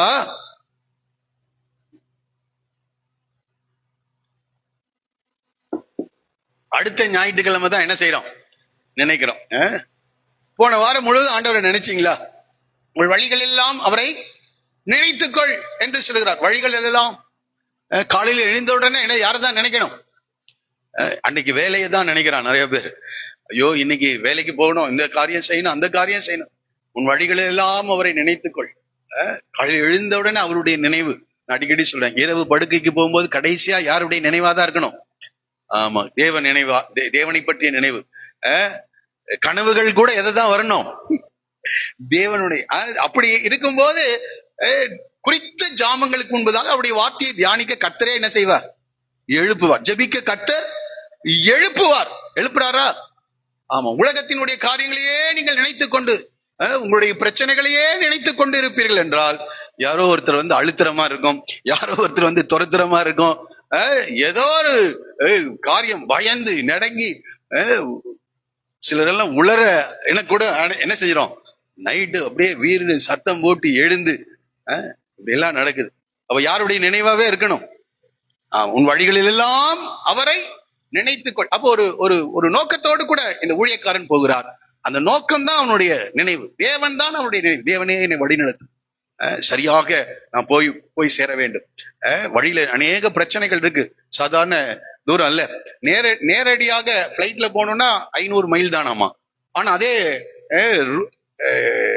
ரோட்வேல போனோம்னா 900 மைலாம். எவ்வளவு மைல்? 900 மைல். கொஞ்சம் யோசிச்சு பாருங்க. ஏன்னா வழியெல்லாம் என்ன செய்யும், சுத்தி சுத்தி போகும். 900 மைல் 1450 கிலோமீட்டர்னு சொல்றாங்க. ஏறக்குறைய ஒரு மாதத்துக்கு மேல என்ன ஆகும் அந்த பிரயாண தூரம் இருக்கிறது. ஒரு மாதம். கொஞ்சம் யோசிச்சு பாருங்க. வழியில திருடர்கள் இருப்பாங்க. 10 ஒட்டகங்கள்ல என்ன செய்யறாங்க போறாங்க. வெள்ளி பொண்ணெல்லாம் கூட என்ன செஞ்சிருக்காங்க, எடுத்துக்கொண்டு போகிறார்கள். ஆகவே இது ரொம்ப காரியம், பயங்கரமான ஒரு காரியம். அப்ப வழிகள் எல்லாம் உன்னை அவரை நினைத்துக்கொள்.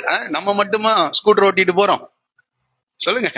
வழியில எவ்வளவு ஆயிரக்கணக்கான மக்கள் என்ன செய்யறாங்க, அவங்க வர்றாங்க. அப்ப வழியெல்லாம் என்ன செய்யுங்க, அவரை நினைத்துக் கொள்ளுங்கள். வழிகள் எல்லாம் வேலை செய்கிற இடங்களிலே அவரை நினைத்துக் கொள்ளுங்கள். சாப்பிடும்போது சிலர் என்ன செய்யறாங்க, அந்த பசி வந்தால் பத்தும். ஆமா, சாப்பாடு போட்டு வச்ச உடனே அப்படியே அந்த கலர் எல்லாம் பார்க்கும்போது, அந்த ஸ்மெல் எல்லாம் வரும்போது ஆண்டவர் என்ன செஞ்சாங்க, மறந்துட்டு அப்படியே சாப்பிட்டுறான். அந்த நேரத்துல என்ன செய்யுங்க, சாப்பிட்டு என்ன செய்யுங்க, சாப்பாட்டுக்கு மேல கைய வைத்து, ஆண்டவரே நீர் இதை கொடுத்ததற்காக நமக்கு சோத்திரம். வழிகளில் எல்லாம் அவரை நினைத்துக்கொள். ஒரு ஹோட்டல்ல, நான் அடிக்கடி சொல்றேன், ஒரு ஹோட்டல்ல நாங்க ஒரு சிலர் எல்லாம் உட்கார்ந்து நைட்டு 12 மணிக்கு நாங்க சாப்பிடுறதுக்காக நிறைய வேலைகள் இருந்து வேலையை முடிச்சுட்டு நாங்க போய் சாப்பிட உட்கார்ந்தோம். அவ உட்காரும் போது அவ எல்லாம் கொண்டு வந்து வச்சாங்க. நான் கரத்தை உயர்த்தி நான் ஜெபித்தேன். அங்க இருந்த 2 பேர் பார்த்துட்டே இருந்திருக்காங்க. எனக்கு தெரியும் அது ஒரு முஸ்லீம் ஹோட்டல், புரிந்திருப்பீங்கன்னு நினைக்கிறேன் என்ன சாப்பிட்டுருப்போன்னு.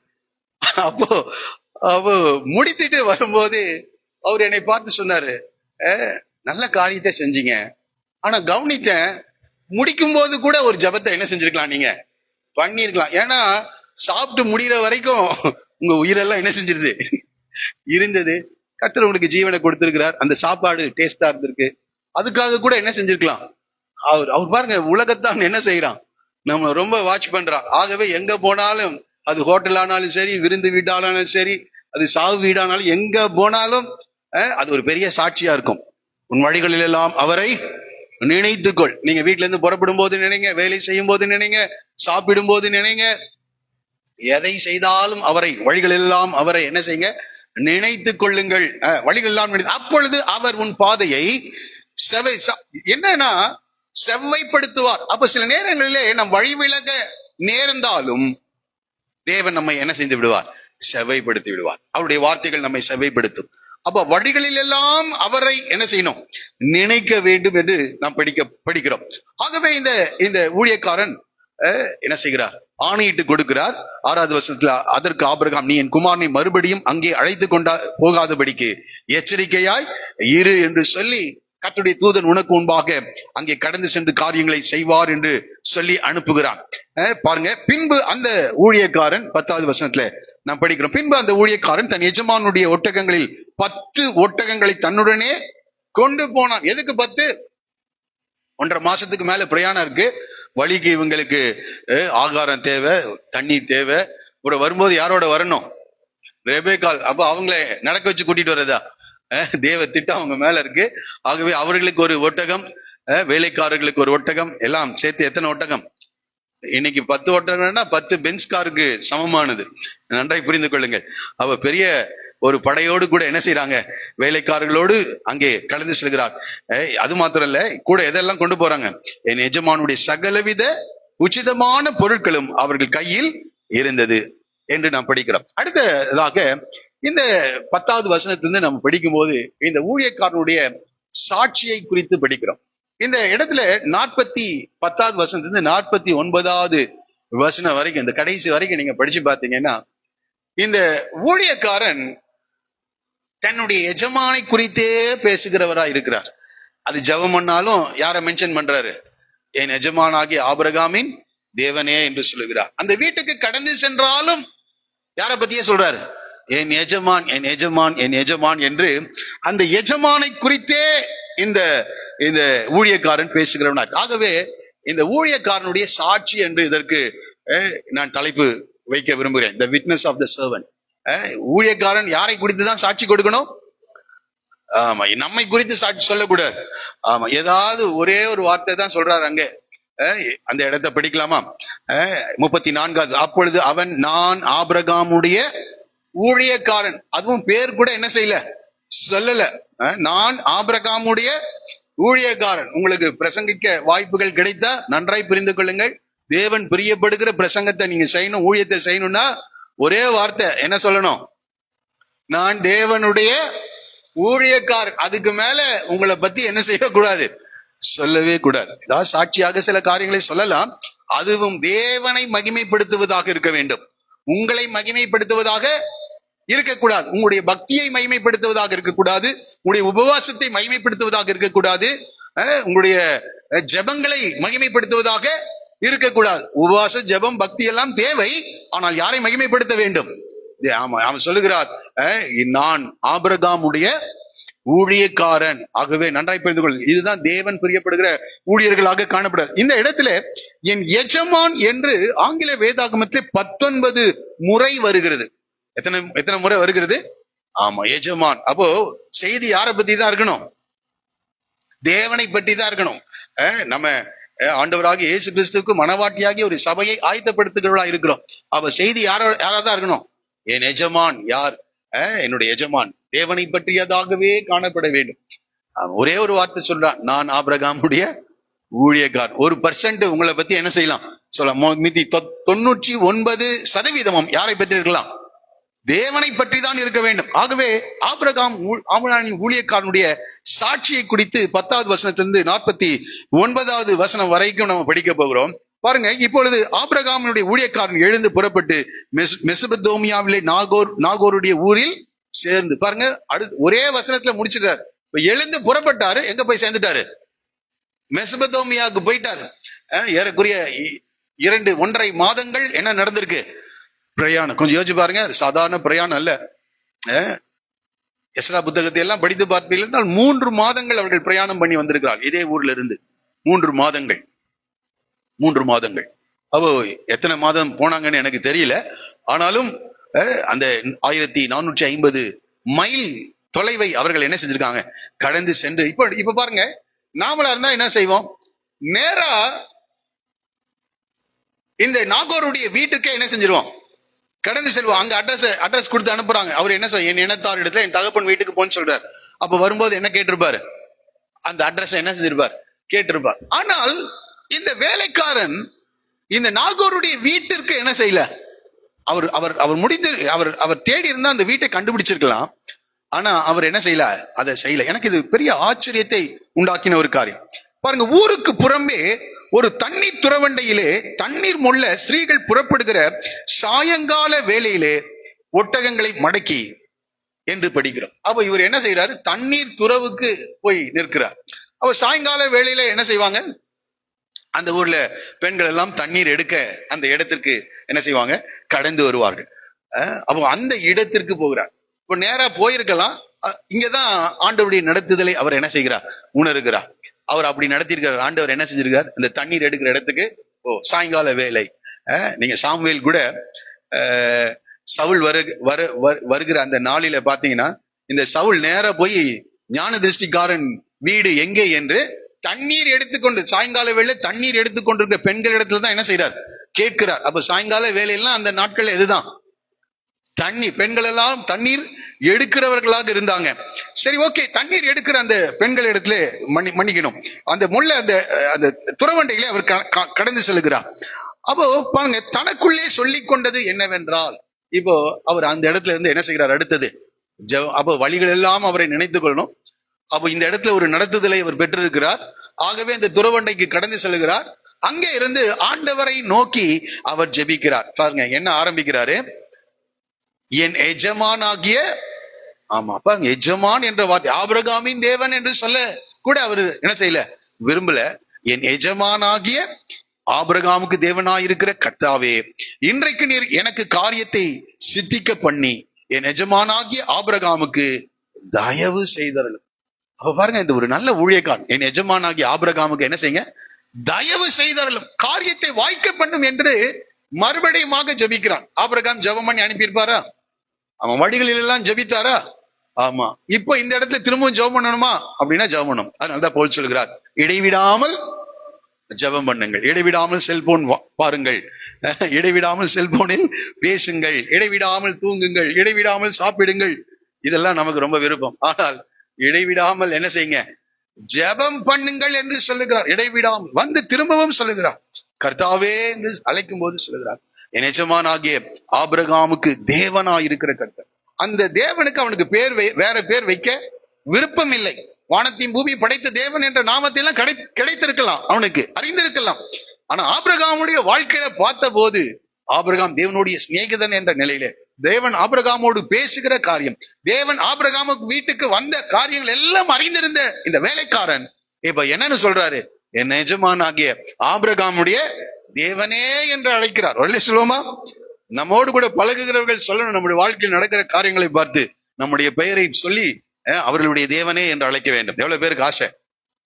நீங்க விரும்புங்க, அது அப்படியே நடக்கும். ஆமா, நீங்க விரும்பினா நடக்கும். எலியாவின் தேவன் என்று சொல்ல, தானியேலின் தேவனே என்று அழைக்கிறார். தானியேல் சாத்ராக் மேஷாக் ஆபேத்நேகோவின் தேவனே என்று அழைக்கிறார். அப்ப உங்க பேரை என் பேரை சொல்லி ஜனங்கள் கூப்பிட மாட்டாங்களா? அப்படிப்பட்ட கிரியைகள் நடந்தா ஆட்டோமேட்டிக்கா அவன் என்ன செய்வான், கூப்பிடுவான், நம்ம பேரை சொல்லி, நம்முடைய பேரை மென்ஷன் பண்ணி, இவர்களுடைய தேவனாகிய கர்த்தாவே என்று அவர்கள் அழைப்பார். அப்ப அந்த அளவுக்கு அந்த வீட்டுல, அந்த ஆபிரகாமுடைய அந்த தொழிற்சாலையில தேவன் அநேக கிரியைகளை என்ன செய்துட்டே இருக்கிறாரு, செய்து கொண்டே. இந்த ஊழியக்காரன் இதையெல்லாம் என்ன செஞ்சிருக்காரு பாருங்க, எனக்கு ரொம்ப ஆச்சரியம். அவர்கிட்ட இருக்கிற எல்லா ஊழியக்காரங்களும் ரட்சிக்கப்பட்டவர்கள். நம்ம வீட்டுல இருக்கிற எல்லா ஆண் அடிமைகள், பெண் அடிமைகள் எல்லாம் ரட்சிக்கப்பட்டதுதான். 15ஆம் அதிகாரத்திலே ஆண்டவர் சொல்றார், எல்லாம் ரட்சிக்கப்பட்டிருக்காங்கப்பா, தேவனை விசுவாசித்து நீதிமான்களாக மாற்றப்பட்டிருக்கிறாங்க. ஆகவே எல்லாருக்கும் என்ன செஞ்சிரு. எப்படி பாருங்க, நம்மளா இருந்தா என்ன சொல்லுவான், ஐயோ அவன் என்ன சொல்லுவான், இவன் என்ன சொல்லுவான், மாஸ் கன்வர்ஷன் என்ன செய்து அப்படிலாம். ஆனா ஆண்டவருக்கு தெரியும், எல்லாரும் ரட்சிக்கப்பட்டிருக்காங்க. எல்லா பாருங்க, ஆகார் கூட தேவனை நோக்கி என்ன செய்யறார், இஸ்மவேல் பிறந்தா இஸ்மவேலும் தேவனை நோக்கி. ஆனா அந்த லோத்தை கொஞ்சம் கவனிச்சுங்க, 10 நீதிமான்கள் கூட என்ன செய்யல, இல்ல குடும்பத்தை கூட ஆதாயப்படுத்த முடியாதவன் அங்க அவன் காணும். அதனால்தான் ஆபிரகாமுடைய வாழ்க்கையில் அநேக காரியங்கள் நாம் கற்றுக்கொண்டு அவைகளை நாம் அனுபவமாக்க வேண்டியவர்களாக இருக்கிறோம். சரி, இருக்கட்டும். இந்த இடத்துல அவள் தேவனை நோக்கி ஜெபிக்கிறார். அந்த ஜெபத்துக்கு பதில் வந்ததா வரலையா? ஆமா, பாருங்க 27வது வசனத்துல அது அப்படியே சொல்றார், என் எஜமானாகிய ஆபிரகாமின் தேவனாகிய கர்த்தருக்கு ஸ்தோத்திரம் என்று சொல்லுகிறார். அப்போ ஜெபம் பண்ணும்போது கர்த்தர் கேட்டு அப்படியே செய்கிறார். ஒரு சொல்லுவோமா? ஆமா, தெய்வீக வழி நடத்துதலே, தேவ திட்டத்தை அறிந்து அந்த வழிநடத்தலை பின்பற்றி நாம் கடந்து செல்லும் போது நம்ம நிச்சயமா ஒரு நாள் கர்த்தரை ஸ்தோத்திரம் பண்ணுவோம். அது நம்முடைய கண்களுக்கு ஆச்சரியமா இருக்கும். இவர் வைக்கிற டிமாண்ட் எல்லாம் பார்த்தா எனக்கு ரொம்ப ஆச்சரியமா இருக்கு. பாருங்க, இந்த தண்ணீர் துறவண்டியிலே நிற்கிறேன், ஆண்டவர்கிட்ட எப்படி ஜெபம் பண்றாரு பாருங்க. ஆபிரகாமின் எஜமானாகி ஆபிரகாமுக்கு தயவு செய்தாலும் என்று சொல்லி இவர் ரிக்வெஸ்ட் வைக்கிறார் பாருங்க. ரொம்ப டஃப்பான, கடினமான என்ன சொல்றது, விண்ணப்பங்களை வைக்கிறார். கடினமான விண்ணப்பம். இதோ நான் இந்த தண்ணீர் துறவண்டையில் நிற்கிறேன், இந்த ஊராருடைய பெண்கள் தண்ணீர் முள்ள புறப்பட்டு வருவார்களே, நான் குடிக்க உன் குடத்தை சாய்க்க வேண்டும் என்று நான் சொல்லும் போது என்ன செய்யணுமா? நான் கொடுக்க மாட்டேன், என்னால உனக்கு தண்ணி எடுத்து ஊத்த முடியாது அல்ல. இங்க சொல்றாரு பாருங்க, குடி என்றும் உன் ஒட்டகங்களுக்கும் குடிக்கும்படி வார்ப்பேன் என்று சொல்லும் பெண் எவளோ அவளே நீர் உம்முடைய ஊழியக்காரனாகி ஈசாக்குக்கு. கொஞ்சம் யோசிச்சு பாருங்க, யார் வேணா வரலாம், தண்ணி எடுக்கிறதுக்கு யார் வேணா என்ன செய்யலாம், வரலாம். ஈசாக்கின் அல்லது மன்னிக்கணும், இந்த இந்த லாபானுடைய வீட்டில இருந்து வேலைக்காரிகள் கூட என்ன செய்யலாம், வரலாம், யார் வேணா வரலாம். கொஞ்சம் அதை கற்பனை பண்ணி வேற யாராவது வந்திருந்தா என்ன ஆயிருக்கும் இல்ல? வேற யாராவது, லாபானுடைய வீட்டுல அநேக வேலைக்காரர்கள் இருக்காங்க. ரெபெக்காளுக்கு கூட 2 பணிப்பெண்களை கொடுத்து அனுப்பி அந்த அம்மா என்ன செஞ்சிருக்கலாம், வந்திருக்கலாம், அல்லது வேற யாராவது வந்திருக்கலாம். ஆனால் இவருடைய அந்த உறுதி பாருங்க, தேவன் மேல் வைக்கிற விசுவாசம், நம்பிக்கை. ஆண்டவரே அவளே என்னுடைய எஜமானுக்கு மனைவியா இருப்பாள் என்று சொல்லுகிறார். அவ பாருங்க ரொம்ப உறுதி, தேவன் மேல அவ்வளவு அசைக்க முடியாது. இதெல்லாம் ஆபிரகாம் கிட்ட இருந்து இந்த ஊழியக்காரன் என்ன செய்திருக்கிறார், கற்றுக்கொள்ள. அது மாத்திரம் இல்ல, இவர் கடினமான ஒரு விண்ணப்பத்தை வைக்கிறார். என்ன சொன்னா, உன் குடத்தையும் சாய்க்கணுமா, குடத்தை சாய்க்க வேண்டும் என்று நான் சொல்லும் போது குடியும் ஒட்டகங்களுக்கும் வார்ப்பேன் என்று சொல்றாரு. நம்ம குடிச்சா என்ன செஞ்சிடலாம், இப்ப 10 வேலைக்காரர்கள் வந்திருக்காங்கன்னு வைங்க, ஒரு குடம் தண்ணி போதும் இல்ல 10. ஆனா இவர் ரொம்ப டஃப்பான ஒரு காரியத்தை வைக்கிறாரு, உன் ஒட்டகங்களுக்கும் வார்ப்பேன் என்று சொல்லுகிறார். ஒட்டகங்கள், ஒரு ஒட்டகம் 140 கேலன் தண்ணி குடிக்குமா. ரொம்ப அற்புதமான காரியம். எத்தனை தண்ணி குடிக்கும், 140 கேலன் தண்ணி குடிக்கும் என்று சொல்லுங்க. நீங்க வீட்டுல போய் அதை கால்குலேட் பண்ணி பார்த்துக் கொள்ளுங்க. குறைந்தது ஒரு 30 குடம் தண்ணியாவது என்ன செய்யும், இந்த 10 ஒட்டகங்கள் என்ன செய்யும், ஒரு குடம், ஒவ்வொரு ஒட்டகமும் 3 குடம் 2 குடம் என்ன செய்யும், குடிக்கும். அப்ப எத்தனை குடம் எடுத்துட்டு வரணும், 300 குடமா, 30 குடம் என்ன செய்யணும், எடுத்துட்டு வரணும். 100 கேமல் கொண்டு போல, எவ்வளவுதான் கொண்டு போறாரு, 10 தான் கொண்டு போறாரு. ஆகவே ஒரு 30 குடம் தண்ணீர் எடுக்க வேண்டும். கொஞ்சம் இதை யோசிச்சு பாருங்க, இது ஒரு கடினமான ஒரு காரியம். ஏன் இந்த விண்ணப்பங்களை அவர் வைக்கிறார்? அப்போ பாருங்க, சில நேரங்கள்ல ஆண்டவரை அந்த அந்த பெண்ணை தெரிந்தெடுக்கும் போது சில காரியங்களை ரொம்ப அறிவுபூர்வமாக யோசிக்கிறார். சொல்லுவோமா, நம்மளா இருந்தா ஃபர்ஸ்ட் ரிக்வெஸ்ட் என்ன வைப்போம், பெரிய வசதி படைத்தவர்களாக அவர்கள் என்ன செய்யணும், இருக்க வேண்டும். அப்பதான் என்ன வரும் நம்ம வீட்டுக்கு, பணம் வெள்ளி பொண்ணெல்லாம் என்ன செய்யும், அந்த ரிக்வெஸ்ட். அடுத்தது ரொம்ப அழகுள்ளவளாக அவள் காணப்பட வேண்டும். அடுத்தது அதிகமாக படித்தவளாக காணப்படும். இப்படி எந்த ரிக்வெஸ்ட் என்ன செய்யவே இல்லை, அவரு வைக்கவே இல்லை. இதெல்லாம் பாக்குறாங்க, கடைசியில எல்லாம் மாறி விடுகிறது. ஆனா இங்க இந்த தயவுசெய்து இதை கவனிங்க, சில அறிவுபூர்வமான தேவ திட்டம் தான், ஆனா சில அறிவுபூர்வமான விண்ணப்பங்களை அங்கே கொண்டு வருகிறார். அப்ப இவர் சொல்றாரு, குடியும் உம்முடைய ஒட்டகங்களுக்கும் வார்ப்பேன் என்று அவ என்ன செய்யணும், இது நான் சொல்ல மாட்டேன், நான் என்ன செய்வேன், எனக்கு ஒட்டகங்களுக்கு கொடும் என்று நான் என்ன செய்ய மாட்டேன், சொல்ல மாட்டேன். அவளே அவள் வாயில என்ன செய்யணும், அந்த வார்த்தை வருவேன். அப்போ முதலாவதாக இந்த வேலைக்காரன் தன்னுடைய எஜமானுடைய மனைவி இரக்க குணம் உள்ளவளாய் இருக்க வேண்டும். அரக்க குணம் இல்ல, என்ன குணம், இரக்க குணம் உள்ளவளாக. இந்த கேமல் அல்லது இந்த ஒட்டகங்களை பார்த்த உடனே அதுக்கு தெரியணும். ஏனென்றால் அந்த நாட்கள் ஒட்டகங்கள்ல தான் அவர்கள் பிரயாணம் படும். இந்த ஒட்டகங்களும் தாகத்தால் என்ன செய்திருக்கு இருக்குது, அதற்கும் நான் என்ன செய்வேன், வார்ப்பேன் என்று அவள் இரக்க குணம் உள்ளவளா இருக்கணும். அப்ப பாருங்க, தேவனிடத்துல என்ன என்ன ரிக்வெஸ்ட் வைக்கணும், இரக்க குணம் உள்ளவளாக ஒரு மனிதன் வேணும். ஜெபம் பண்ணும்போது ஐடி கம்பெனில வேலை செய்கிறவளாக 100 பவுன் தங்க நகையை கொடுக்கிறவளாக, இப்படி பல டிமாண்ட் என்ன செய்யறாங்க, வைக்கிறாங்க. இவள் இந்த வேலைக்காரர் ரொம்ப, எனக்கு இதை படிக்கும்போது ரொம்ப ஆச்சரியமா, இரக்க குணம் இல்லைன்னா என்ன ஆகுறது, இந்த அம்மா அங்க வந்தா அவ்வளவுதான், 1000 வேலைக்காரர்களை என்ன செஞ்சிருவாங்க, ஒரே ஓட்ட என்ன செஞ்சிடும், ஓடிடுவாங்க. தேவ திட்டமே என்ன செஞ்சிடும், ஸ்பாயில் ஆயிடும். ஆகவே இவன் ரொம்ப யோசித்து ஜபிக்கிறான். ஆண்டவரிடத்துல எப்போதும் குறிப்பாக காரியங்களை சொல்ல வேண்டும். உங்களுடைய சித்தத்தின்படி தாரும் ஆண்டவரே அப்படின்ட்டு விட்டுறக்கூடாது. தேவ சித்தம் தான், ஆனா ரொம்ப அற்புதமான ரிக்வெஸ்ட். எப்படி இருக்கணும் அவங்க, இதெல்லாம் அப்படியே ஃபாலோ பண்ணுங்க, எந்த ஒரு காரியத்தில் ஆனாலும் சரி. இரக்க குணம் உள்ளவளாக காணப்பட வேண்டும். அது மாத்திரமல்ல, அவங்க ரொம்ப ஹம்பிளா இருக்கணும், தாழ்மை உடையவர்களா இருக்கணும். குடியும் உம்முடைய ஒட்டகங்களுக்கு ரொம்ப தாழ்மையா சொல்றா. அவ என்ன செஞ்சிருக்கலாம், இவர் கேட்கும் போது லாபான் வீட்டு சாதாரண வீடு அல்ல, அவங்களும் பணக்காரங்க தான். அப்போ லாபான் வீட்டுல வேலைக்காரர்கள் தாதிமார்கள் எல்லாம் இருக்காங்க.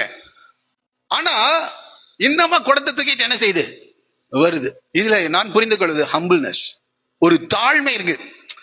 இப்ப இந்த ரெபெக்காள் தாழ்மையாக நடந்து கொள்ளவில்லை என்றால், தாழ்மையா வீட்டுல வேலைக்காரங்க இருந்தாலும் நான் போய் தண்ணி எடுத்துட்டு வரேன்னு தாழ்மையா வந்ததுனால அந்த ஒரு பெரிய ஆசீர்வாதத்துக்கு நேராக என்ன செய்யறாங்க போறாங்க. பெரிய ஒரு உயர்வு யாருக்கு கிடைக்குது?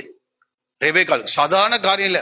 ஆபிரகாம், சாராள், அடுத்தது ஈசாக்கு, ரெபெக்காள், எங்கள் முற்பிதாக்களின் தேவன். அந்த வரிசையில யார் போய் நிக்கிறார்? தாழ்மையுள்ளவர்களுக்கு கர்த்தர் கிருபை அளிக்கிறார். தன்னைத்தான் தாழ்த்துகிறவன் எவனும் உயர்த்தப்படும். நன்றாய் புரிந்து கொள்ளுங்கள். ஆமா, பெருமை உள்ளவர்களுக்கு கர்த்தர் எதிர்த்து நிற்கிறார்.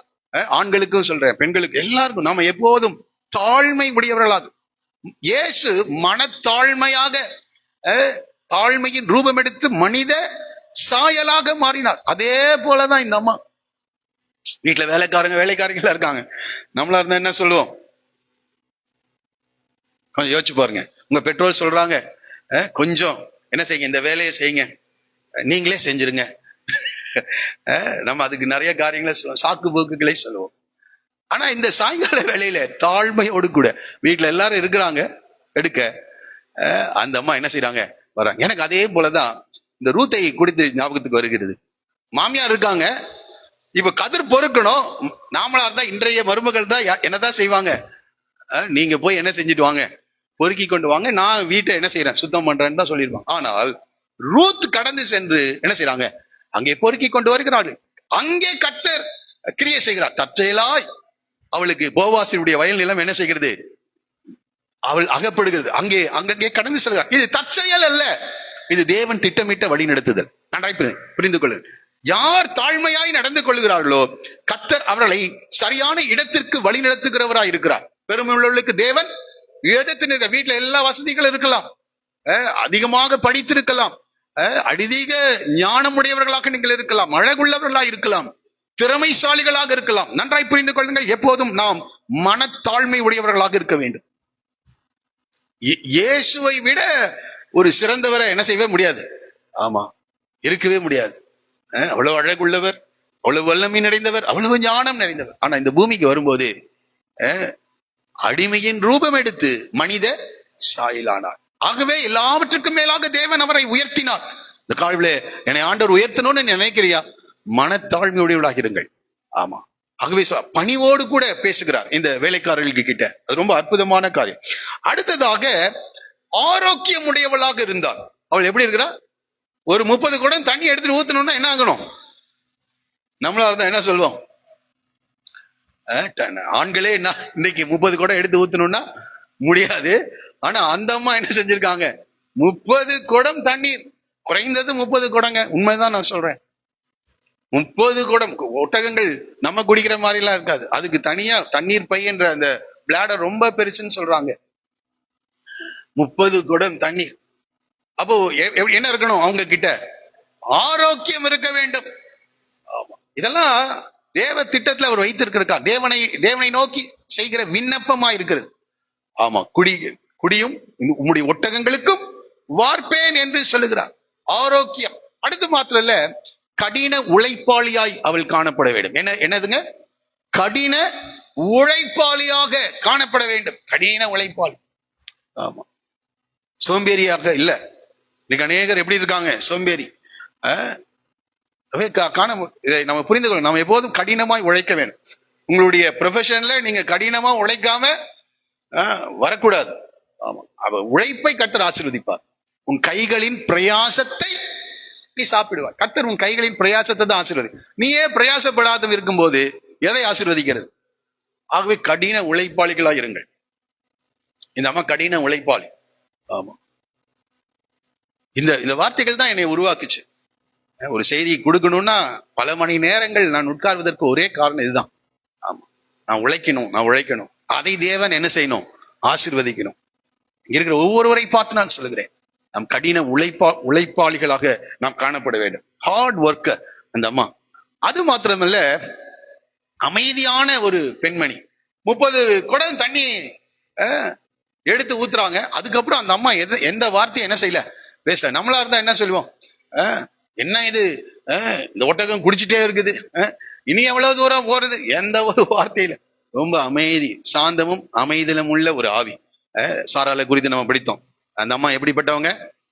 சாந்தமும் அமைதியிலும் உள்ள ஒரு ஆவி. அதுக்கப்புறம் வீண் வார்த்தைகள் அந்த ரெபேக்கால் என்ன செய்ததாக இல்ல.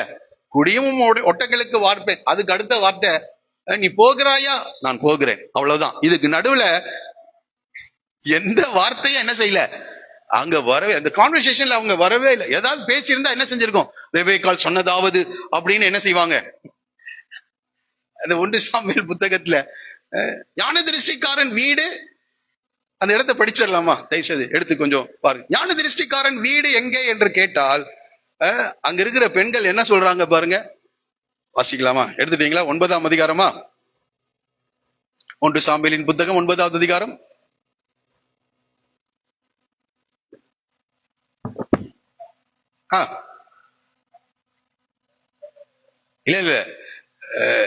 இல்ல ஞான திருஷ்டிக்காரன் இங்கே இருக்கிறாரா என்று அவர்களை கேட்டார்கள். 12வது வசனத்துல இருந்து படிக்கும். அதற்கு அவர் என்ன செஞ்சிருக்கணும்? இருக்கிறார் என்று சொல்லியிருக்கணும். இருக்கிறாரானா என்ன சொல்லணும்? இருக்கிறார். ஆனா இந்த பெண்கள் ஒரு பெரிய வசனம் பாருங்க. இதோ உங்களுக்கு எதிரே அவர் எங்கே இருக்கிறார், ரைட், ஓகே, உங்களுக்கு எதிரே இருக்கிறார் தீவிரமாய், அது அவங்க போய்க்குவாங்க. ஆனா இந்த பெண்கள் பாருங்க எப்படி பேசிட்டு இருக்காங்க. தீவிரமாய் போங்கள். இன்றைக்கு ஜனங்கள் மேடையில் பலியிடுகிறபடியினால் இன்றைய தினம் பட்டணத்திற்கு வந்தார்கள். அடுத்தது, நீங்கள் பட்டணத்திற்குள் பிரவேசித்தவுடனே அவர் மேடையின் மேல் போஜனம் பண்ணுகிறதற்கு முன்னே அவரை, எல்லாம் இந்த பெண்களே பேசுறாங்க. அடுத்தது, அவர் வரும் மட்டும் ஜனங்கள், இதெல்லாம் யாருமா கேட்டா? இதெல்லாம் யார் கேட்டா? அவர் இருக்கிறாரா, அவர் எங்க இருக்கிறார், அதை மட்டும் சொல்லிட்டு நிறுத்தலாம். அப்போ ஜனங்கள் போஜனம் பண்ண மாட்டார்கள். அப்புறம் பலியிட்டதை அவர் ஆசீர்வதிப்பார். பின்பு அழைக்கப்பட்டவர்கள் போஜனம் பண்ணுவார்கள். உடனே போங்கள், இந்நேரத்திலே அவரை கண்டு கொள்ள. அப்பா, இதெல்லாம் கேட்டாங்களா? ஒரு வார்த்தை, ஞான திருஷ்டிக்காரன் இருக்கிறார். நான் தான் சொன்னேன், இந்த ரெபேக்கால் அதுக்கப்புறம் ஒண்ணுமே என்ன செய்யல, பேசல. அப்ப இதுல இருந்து என்ன கத்துக்கொள்றீங்க? கற்றுக்கொண்டுட்டீங்கன்னு நினைக்கிறேன். எல்லாம் சிரிக்கிறத பார்த்தா என்னது, சாந்தமும் அமைதலும் உள்ள ஆவி நமக்கு தேவை. அப்ப பாருங்க, இதெல்லாம் ரிக்வெஸ்டா வைக்கிறார். இந்த ரிக்வெஸ்ட வச்சு ஜெபம் பண்ணுங்க. என்ன ரிக்வெஸ்ட்? இரக்க குணம், அரக்க குணம் இல்ல, இரக்க குணம். அடுத்தது தாழ்மை. அடுத்தது ஆரோக்கியம். கடின உழைப்பாளி, சாந்தமும் அமைதலும் உள்ள ஒரு ஆவி. இது இருக்கணும். நம்ம வாழ்க்கையில கூட அப்படி இருக்கணும். மனவாட்டியை குறித்து பேசுகிறேன். மனவாட்டி எப்படி இருக்கணும்? சபை மக்கள் ரட்சிக்கப்பட்ட ஒவ்வொருவரும் மற்றும் ஒரு விஷயம் கூட சொல்லுமா, இரக்க குணம் உள்ளவர்களாக இருக்க வேண்டும். தாழ்மை உடையவர்களாக. நம்ம எல்லாரும் இரக்க குணம் உள்ளவர்களாக இருக்கணும். நம்ம கிறிஸ்துவின் மனவாட்டியா இருக்க போறோம். இரக்க குணம், கடின உழைச்சிட்டு ரொம்ப பேசிட்டு இருக்க கூடாது. இரக்க குணம். அடுத்தது தாழ்மை. அடுத்தது ஆரோக்கியம் உடையவர்களாக. அடுத்தது கடின உழைப்பாளியாக. அடுத்தது சாந்தமும் அமைதலும் உள்ள ஆவியை உடையவர்களாக என்ன செய்யணும், இருக்க வேண்டும் என்று நாம் படிக்கிறோம். இப்படி சொல்லி முடிக்கும் முன்னே, இதோ ஆபிரகாமுடைய சகோதரனாகிய நாகோரின் மனைவி மில்காலுடைய குமாரனாயிருக்க பெத்துவேலுக்கு பிறந்த ரெபேக்கால் குடத்தை தோள் மேல் வைத்து கொண்டு, இந்த ஜெபம் பாருங்க உடனடியாக பதில் கொடுக்கிறது. அவன் இப்படி சொல்லி முடிக்கும் முன்னே என்று படிக்கிறோம். சொல்லி ரொம்ப நேரம்லாம் இல்ல, சொல்லி முடிக்க, இந்த ஜெபத்தை கூட என்ன செய்யல, அத முடிக்கல, உடனடியாக ஜெபத்துக்கு பதில் வருகிறது. இதுல நம்ம புரிந்து கொள்ள காரியம் என்னன்னா, ஆபிரகாம் தேவ திட்டத்தின்படி செயல்படுகிறார். ஊழியக்காரன் அதற்கு ஆணையிட்டு கொடுத்திருக்கிறார். வழிகள் எல்லாம் அவரை நினைத்து கொண்டு தேவ திட்டத்தை அறிந்து கொள்ள அவன் பிரயாசத்தோடு கூட அவன் தேவனை நோக்கி தொடர்ந்து ஜெபித்துக் கொண்டிருக்கிறான். இப்போ உடனடியாக என்ன வருது, ஜெபத்துக்கு பதில் வருகிறது. ஏசாயா 65:24 என்ன தெரியுமா சொல்லுகிறது? ஏசாயா 65ஆம் அதிகாரம் 24வது வசனம். அப்பொழுது அவர்கள் கூப்பிடுகிறதற்கு முன்னே நான் மறு உத்தரவு கொடுப்பேன், அவர்கள் பேசும்போதே நான் என்ன செய்வேன், கேட்பேன். எல்லாரும் சேர்ந்து அந்த வசனத்தை படிக்கலாமா? அப்பொழுது அவர்கள் கூப்பிடுகிறதற்கு முன்னே நான் மறு உத்தரவு கொடுப்பேன், அவர்கள் பேசும்போதே நான் கேட்பேன். ஆண்டவர் நம்ம பேசும்போது கேட்பார். ஆமா, தேவனை நோக்கி கூப்பிடுகிறதற்கு முன்னே அவர் பதில் கொடுக்கிறார். மிகச்சரியாக. அதனால்தான் தானியேலை குறித்து கூட தேவதூதன் சொல்லுகிறான், தானியேல் 9:23, நீ மிகவும் பிரியமானவன், அதனால் நீ வேண்டிக் கொள்ள தொடங்கின போதே கட்டளை. அப்ப பிரியமானவர்களா இருப்போம் என்றால் வேண்டிக் கொள்ள தொடங்கும் போதே, ஜெபத்தை முடிக்கிறதுக்கு முன்னமே பதில் என்ன செய்கிறது?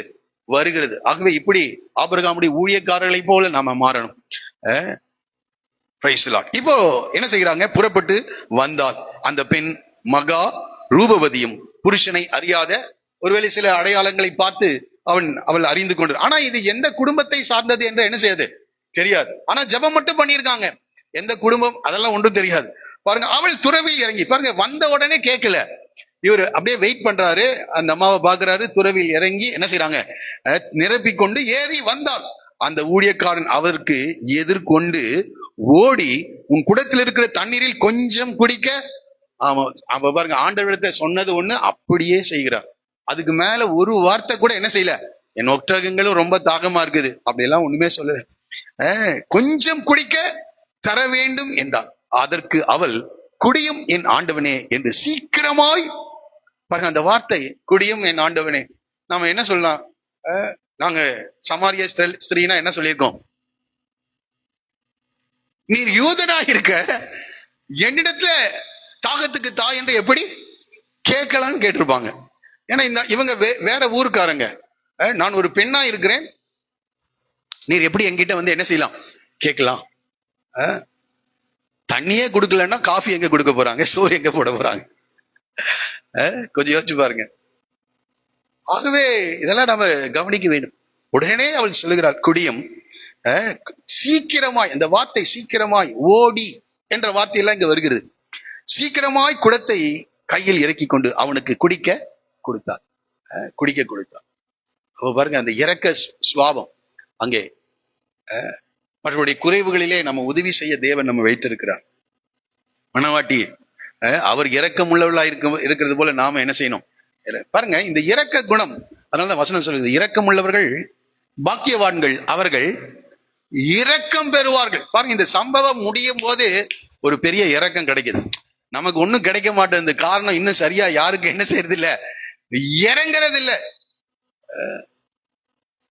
ஏழைக்கு கடன் கொடுக்கிறவன் யாருக்கு கொடுக்கிறானா? கர்த்தருக்கு கொடுக்கிறான். கர்த்தர் அதை திரும்ப அவனுடைய மடியில என்ன செய்யறார்?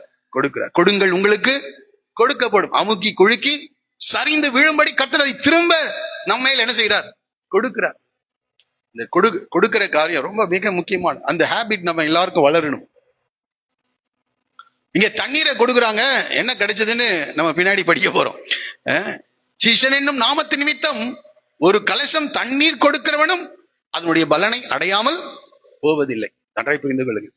அப்ப கொஞ்சம் சோறு கொடுத்தீங்கன்னா, ஆமா, அந்த சோறோடு கூட கொஞ்சம் ரசத்தை ஊத்துனீங்கன்னா, குழம்பு பொரியல் இதெல்லாம் கொடுத்தீங்கன்னா நிச்சயமாக பலன் உண்டு. Praise the Lord. இந்த பூமியில உண்டு, ஆமா, பரலோகத்திலும் உண்டு. பாருங்க பாருங்க, குடியும் என்று அவனுக்கு குடிக்க கொடுத்தான். கொடுத்த பின், உம்முடைய ஒட்டகங்களும் குடித்து தீரும் மட்டும் அவைகளுக்கும் மொண்டு வார்ப்பேன் என்று சொல்லி சீக்கிரமாய், அந்த வார்த்தை பாருங்க, சீக்கிரமாய், தயங்கி அல்ல, யோசித்து அல்ல. நம்ம எல்லாரும் என்ன செய்வோம்? யோசிப்போம். அரைமனதோடு கூட தயங்கி, அவ அந்த மாதிரியே இல்ல. ஏன்னா இரக்க குணம் இருக்குது அவங்களுக்கு. சீக்கிரமாய் தன் குடத்தை தண்ணீர் தொட்டியிலே ஊற்றிவிட்டு இன்னும் ஒன்று வர துறவண்டியிலே ஓடி, மெதுவா கூட போயிருக்கலாம், மெதுவா கூட போயிருக்கலாம். பாருங்க, அந்த வார்த்தை, அந்த ஜெபம் அப்படியே நிறைவேறுகிறதை நாம் பார்க்கிறோம். விசுவாசம் உள்ளவர்களாய் நீங்கள் ஜெபத்திலே எவைகளை கேட்பீர்களோ அவைகளை நீங்கள் என்ன செய்வீர்கள்? பெற்றுக்கொள்வீர்கள். விசுவாசத்தோடு கூட இந்த ஊழியக்காரன் ஜெபிக்கிறான். ஏன்னா கடந்த காலங்களில் தேவன் செய்த கிரியைகளை அந்த ஊழியக்காரன் நிச்சயமா பார்த்திருப்பான். அதனால்தான் அவருக்கு விசுவாசமா என்ன செய்கிறது? வருகிறது. ஆகவே விசுவாசம் உள்ளதாய் ஜெபத்திலே எவைகளை கேட்பீர்களோ அவைகளை எல்லாம் நீங்கள் என்ன செய்வீர்கள்? பெற்றுக்கொள்வீர்கள். அப்ப பாருங்க, ஒட்டகங்களுக்கெல்லாம் மொண்டு வார்த்தல் 30 குடங்க. அடுத்தது எவ்வளவு நேரம் ஆயிருக்கும்? 1 மணி நேரம் ஆயிருக்குமா? நிச்சயமா 1 மணி நேரம் ஆயிருக்கும். அங்க அது கிணறா என்னன்னு எனக்கு தெரியல. நம்ம ஊர்ல இருந்தா டேப்பை திறந்திருக்கலாம். அப்ப அது தண்ணிய குடத்தை உள்ள போட்டு என்ன செய்யணும், தண்ணீர் இறைக்கணும்.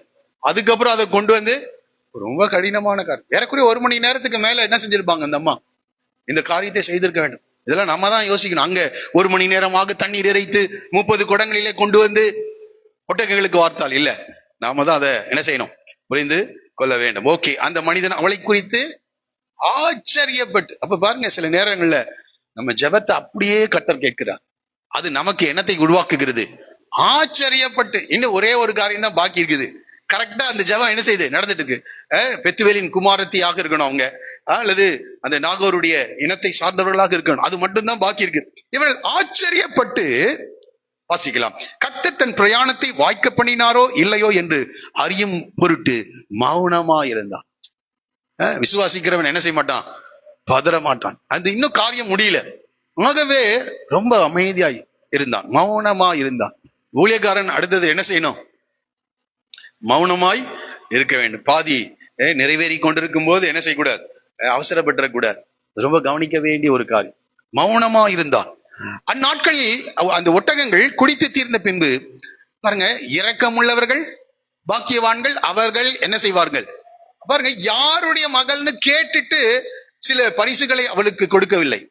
இந்த செயலை அவன் செய்த உடனடியாக பாருங்க, எனக்கும் வார்த்தா ஒட்டகங்களுக்கு 1 மணி நேரமாக என்ன செய்து கொண்டிருக்கிறாள், இவள் உழைத்துக் கொண்டிருக்கிறாள். இப்படி இந்த தாராள குணத்தை அவள் பார்த்த போது, யாருடைய மகள் என்ன ஏது ஒன்றுமே என்ன செய்யல, விசாரிக்கல. அந்த மனிதன் அரை சேக்கல் எடையுள்ள பொற்காதணிகளையும், அரை சேக்கல்னா 6 கிராமா, உடனே கணக்கு போடுவீங்கன்னு எனக்கு தெரியும். என்னதுங்க, 6 கிராம் என்னது காதணிகளையும், அடுத்தது 10 சேக்கல் எடை பொன்னுள்ள 2 கடகங்கள் என்றால் பிரேஸ்லெட்.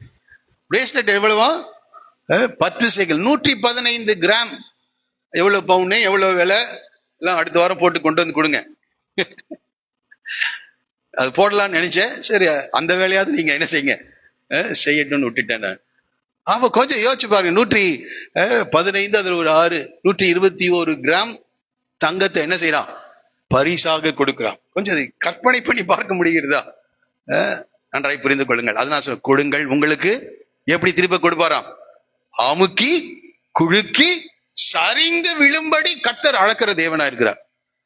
ஆமா, இரக்க குணம் உள்ளவர்கள் பாக்கியவான்கள் அவர்கள் என்ன செய்வாங்க, இரக்கம் பெறுவார்கள். விசுவாசத்தோடு கூட ஒரு உண்மையா, அதாவது இந்த இடத்துல இந்த ரெபேக்காள் நடிக்கவே இல்லை. ஆமா, உண்மையாக அவள் கரிசனை உடைய ஒரு பெண்மணியாக அவள் காணப்படுகிறாள். எல்லாத்தையும் எடுத்து கொடுத்துட்ட பிறகு அடுத்தது, நீ யாருடைய மகள் எனக்கு சொல்ல வேண்டும், நீ யாருடைய மகள் அப்படின்னு கேட்கிறாங்க. இன்னைக்கு பார்க்க, நீங்க யாருடைய மகள், யாருடைய மகன், தேவனுடைய பிள்ளையா இருக்கீங்களா? அதான் ரொம்ப மிக முக்கியம். சரி, ஓகே, உங்கள் பாருங்க, நீ யாருடைய மகள் எனக்கு சொல்ல வேண்டும். அடுத்தது அடுத்த ரிக்வெஸ்ட் வைக்கிறாரு, நாங்கள் உன் தகப்பன் வீட்டிலே ராத்தங்க இடம் உண்டா என்றான். ஏன்னா அன்றைய நாட்கள்ல தங்கும் விடுதிகள் எல்லாம், இப்ப இருக்கிற லாட்ஜ் ஃபெசிலிட்டி எல்லாம் அன்றைக்கு இல்ல. யார் வீடுகள் இல்லாத என்ன செய்யணும், தங்க வேணும். ஆகவே தங்கும் ராத்தங்க இடம் உண்டா என்றான். அதுக்கு அந்த அம்மா என்ன சொல்லணும், நம்மளா இருந்தா என்ன செய்வோம், ஐயோ தண்ணி கேட்டேன் கொடுத்தேன், இதுவே ஜாஸ்தி, 1 மணி நேரம் வேலை வாங்கிட்டீங்க, திரும்பி வீட்டுக்கு வந்தா இனி என்னென்னலாம் கேட்பீங்களோ அப்படின்ட்டு ஒரே ஓடி இருப்போம். ஆனா அவங்க பாருங்க, அவங்க சொல்ல, நான் நாகோருக்கு மில்கால் பெற்ற குமாரன் ஆகிய பெத்துவேலின் மகள். கரெக்டா அந்த வேர்டு என்ன செய்து, எந்த குடும்பத்துக்கு நேராக ஆபிரகாம் அனுப்பினாரோ, இப்ப கரெக்டா அங்க வந்து நேரா அவர் வீட்டுக்கு போயிருக்கலாம். ஆனா துறவண்டியில நின்று தேவனை நோக்கி ஜெபிக்கின்ற ஒரு ஜெபத்தை நாம் பார்க்கிறோம். அது எப்படி நிறைவேறுகிறது என்றை பார்க்கிறோம். அப்ப அந்த அம்மா சொல்றாங்க, எங்களிடத்தில் வைக்கோலும் தீவனமும் வேண்டிய மட்டும் இருக்கிறது, ராத்தங்க இடமும் ஒரு அந்த ஹாஸ்பிட்டாலிட்டி விருந்தோம்பல் என்ற காரியம் என்ன செய்யுது இருக்குது. நம்மளா இருந்தா என்ன சொல்லுவோம், கரெக்டா சாப்பாடு நேரத்துக்கு என்ன செஞ்சுட்டான் மனுஷன், வந்துட்டான். டீ குடிக்கிறீங்களா அப்படின்னு தான் நாம கேட்போம். பிரதர் டீ குடிக்கிறீங்களா, வீட்டுக்கு வந்தா அப்படிதான் நம்ம கேட்கிறோம். ஆனா அவங்க என்ன சொல்ற, ராத்தங்க எனக்கு என்ன இருக்கு, இடம் இருக்கு. இப்படி அந்நியரை உபசரித்தால், எபிரேயர்ல நம்ம படிக்கிறோம், சில நேரங்களில் யாரையும் உபசரிச்சிருவோமா, தேவ தூதரையும் உபசரித்து விடுவோம். ஆமா, ரொம்ப கவனமாக நாம் இதை கவனிக்கணும். அந்நியரை உபசரிக்கிற காரியம் யாருன்னே தெரியாது, முன்ன பின்ன பார்த்தது இல்ல, ராத்தங்க இடம் இருக்கு, ஒட்டகங்களுக்கு வைக்கோலும் தீவனமும் என்ன செய்து இருக்கிறது, எங்கள் வீட்டுக்கு வாருங்கள் என்று சொல்லி. கொஞ்சம் யோசிச்சு பாருங்க, இந்த அம்மா கையில என்ன இருக்குது, பிரேஸ்லெட் எல்லாம் இருக்குது. அப்பொழுது பாருங்க, உண்டு என்றான். இதை கேட்ட உடனே அப்பொழுது அந்த மனிதன் தலை குனிந்து கர்த்தரை பணிந்து கொண்டான். எனக்கு ரொம்ப ஆச்சரியமான காரியம் என்னன்னா, இந்த மனிதன் எப்போதெல்லாம் தேவனுடைய நடத்துதலை உணர்றானோ அப்பொழுதெல்லாம் தலை குனிந்து என்ன செய்கிறான், கர்த்தரை பணிந்து கொள்கிறான். உடனடியாக ஒரு நன்றி சொல்லுகிற உணர்வு. தேவன் உங்கள் வாழ்க்கையில செய்கிற ஒவ்வொரு நன்மையை நீங்கள் அனுபவிக்கும் போதும் நன்றி நிறைந்த உணர்வோடு கூட தேவனை துதிக்க, ஸ்தோத்திரிக்க, நன்றி சொல்ல நாம் கடமைப்பட்டவர்களா இருக்கிறோம். இந்த ஊழியக்காரன் கிட்ட அது ஒரு காரியம் இருந்தது. எப்போதும் நன்றி சொல்லுகிற ஒரு மனிதனாக இருந்தான். இப்ப பாருங்க 27 சொல்லுகிறார், என் ஜனமாகிய என் எஜமானாகிய ஆபிரகாமின் தேவனாயிருக்கிற கர்த்தருக்கு ஸ்தோத்திரம், அவர் தம்முடைய கிருபையும் தம்முடைய உண்மையும் என் எஜமானை விட்டு நீக்கவில்லை. நான் பிரயாணம் பண்ணி வருகையில் கர்த்தர் என் எஜமானுடைய சகோதர வீட்டுக்கு என்னை அழைத்து கொண்டு வந்தார் என்றார். இப்ப பாருங்க, கர்த்தர் என்னை அழைத்து கொண்டு வந்தார் என்று சொல்லுகிறார்.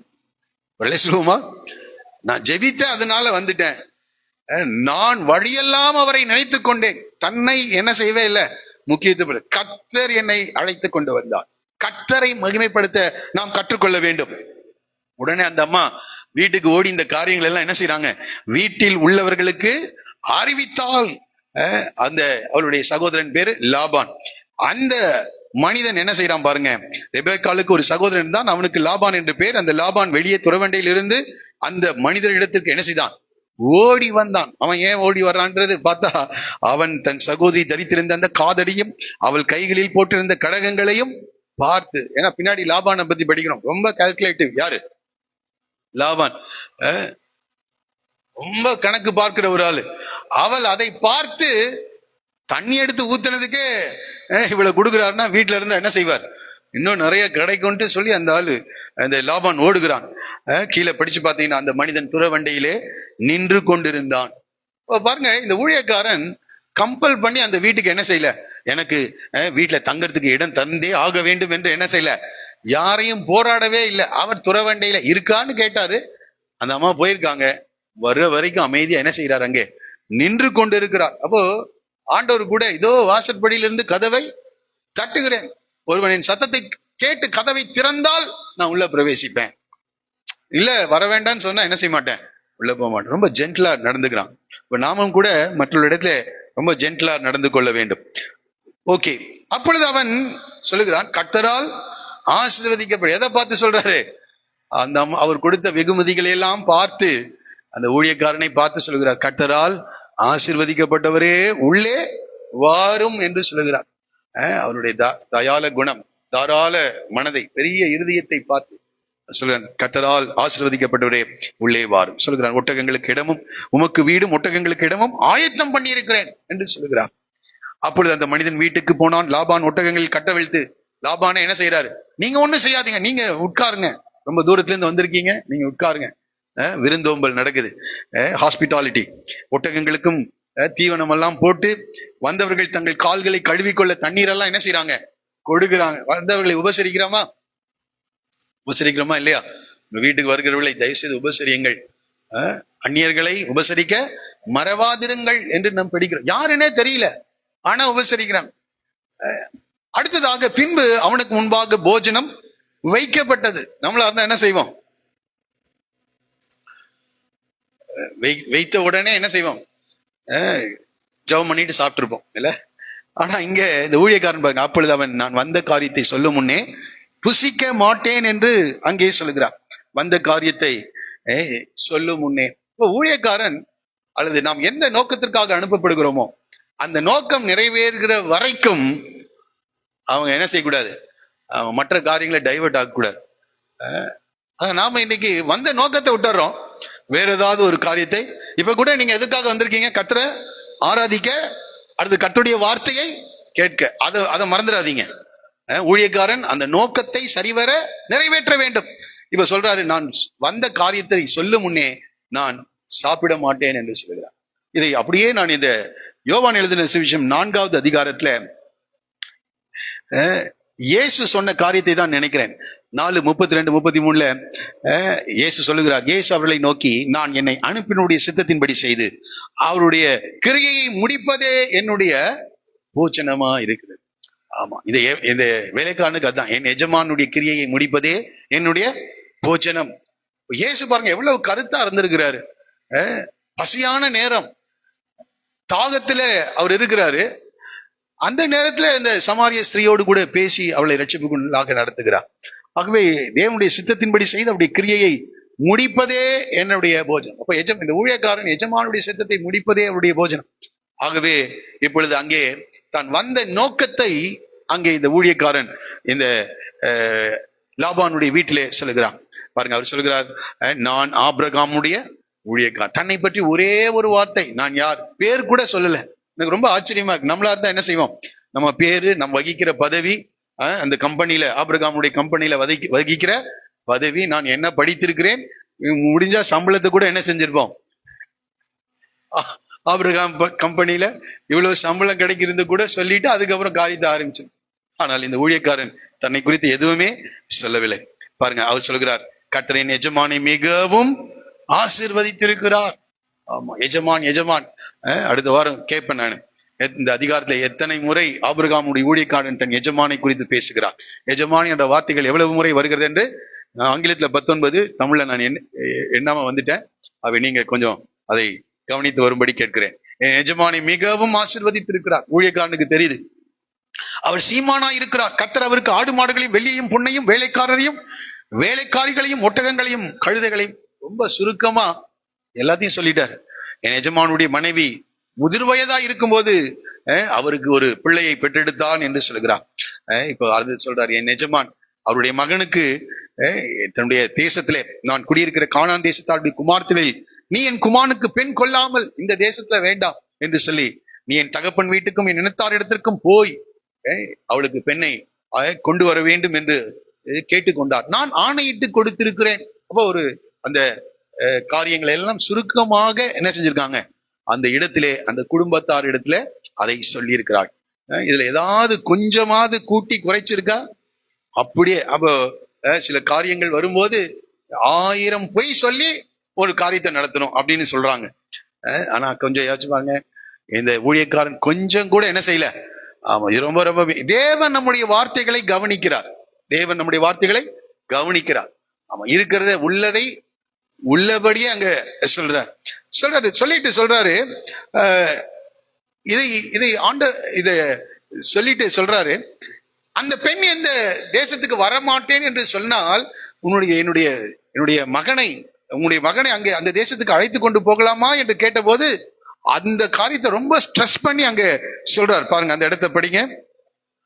அப்பொழுது நான் என் எஜமானை நோக்கி, ஒருவேளை அந்த பெண் என் பின்னே வராதே போனாலோ என்று கேட்டதற்கு அவர் சொல்கிறார், நான் வழிபடும் கர்த்தர் உன்னோட தம்முடைய தூதனை அனுப்பி உன் பிரயாணத்தை வாய்க்க பண்ணுவார்.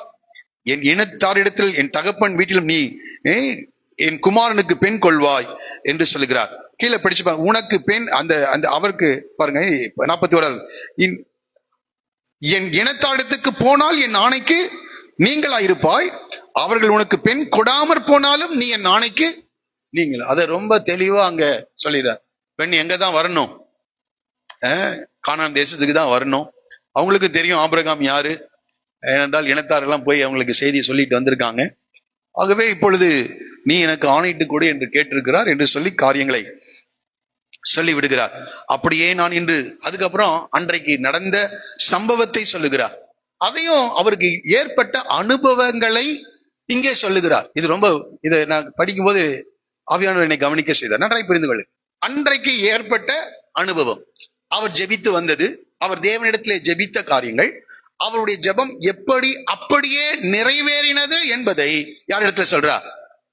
ஆமா, இது ரொம்ப ஆச்சரியமா இருக்குது. பாருங்க, அதை சொல்லுகிறார். அப்படியே நான் இன்று துறவண்டையில வந்து என் எஜமானாகிய ஆபிரகாமின் தேவனாகிய கர்த்தரே, என் பிரயாணத்தை நீர் இப்பொழுது வாய்க்க பண்ணுவீரென்றால், இதோ நான் தண்ணீர் துறவண்டியில நிற்கிறேன். தண்ணீர் முள்ள வரப்போகிற அந்த கன்னிகையை நான் நோக்கி, வாசிங்க யாராவது.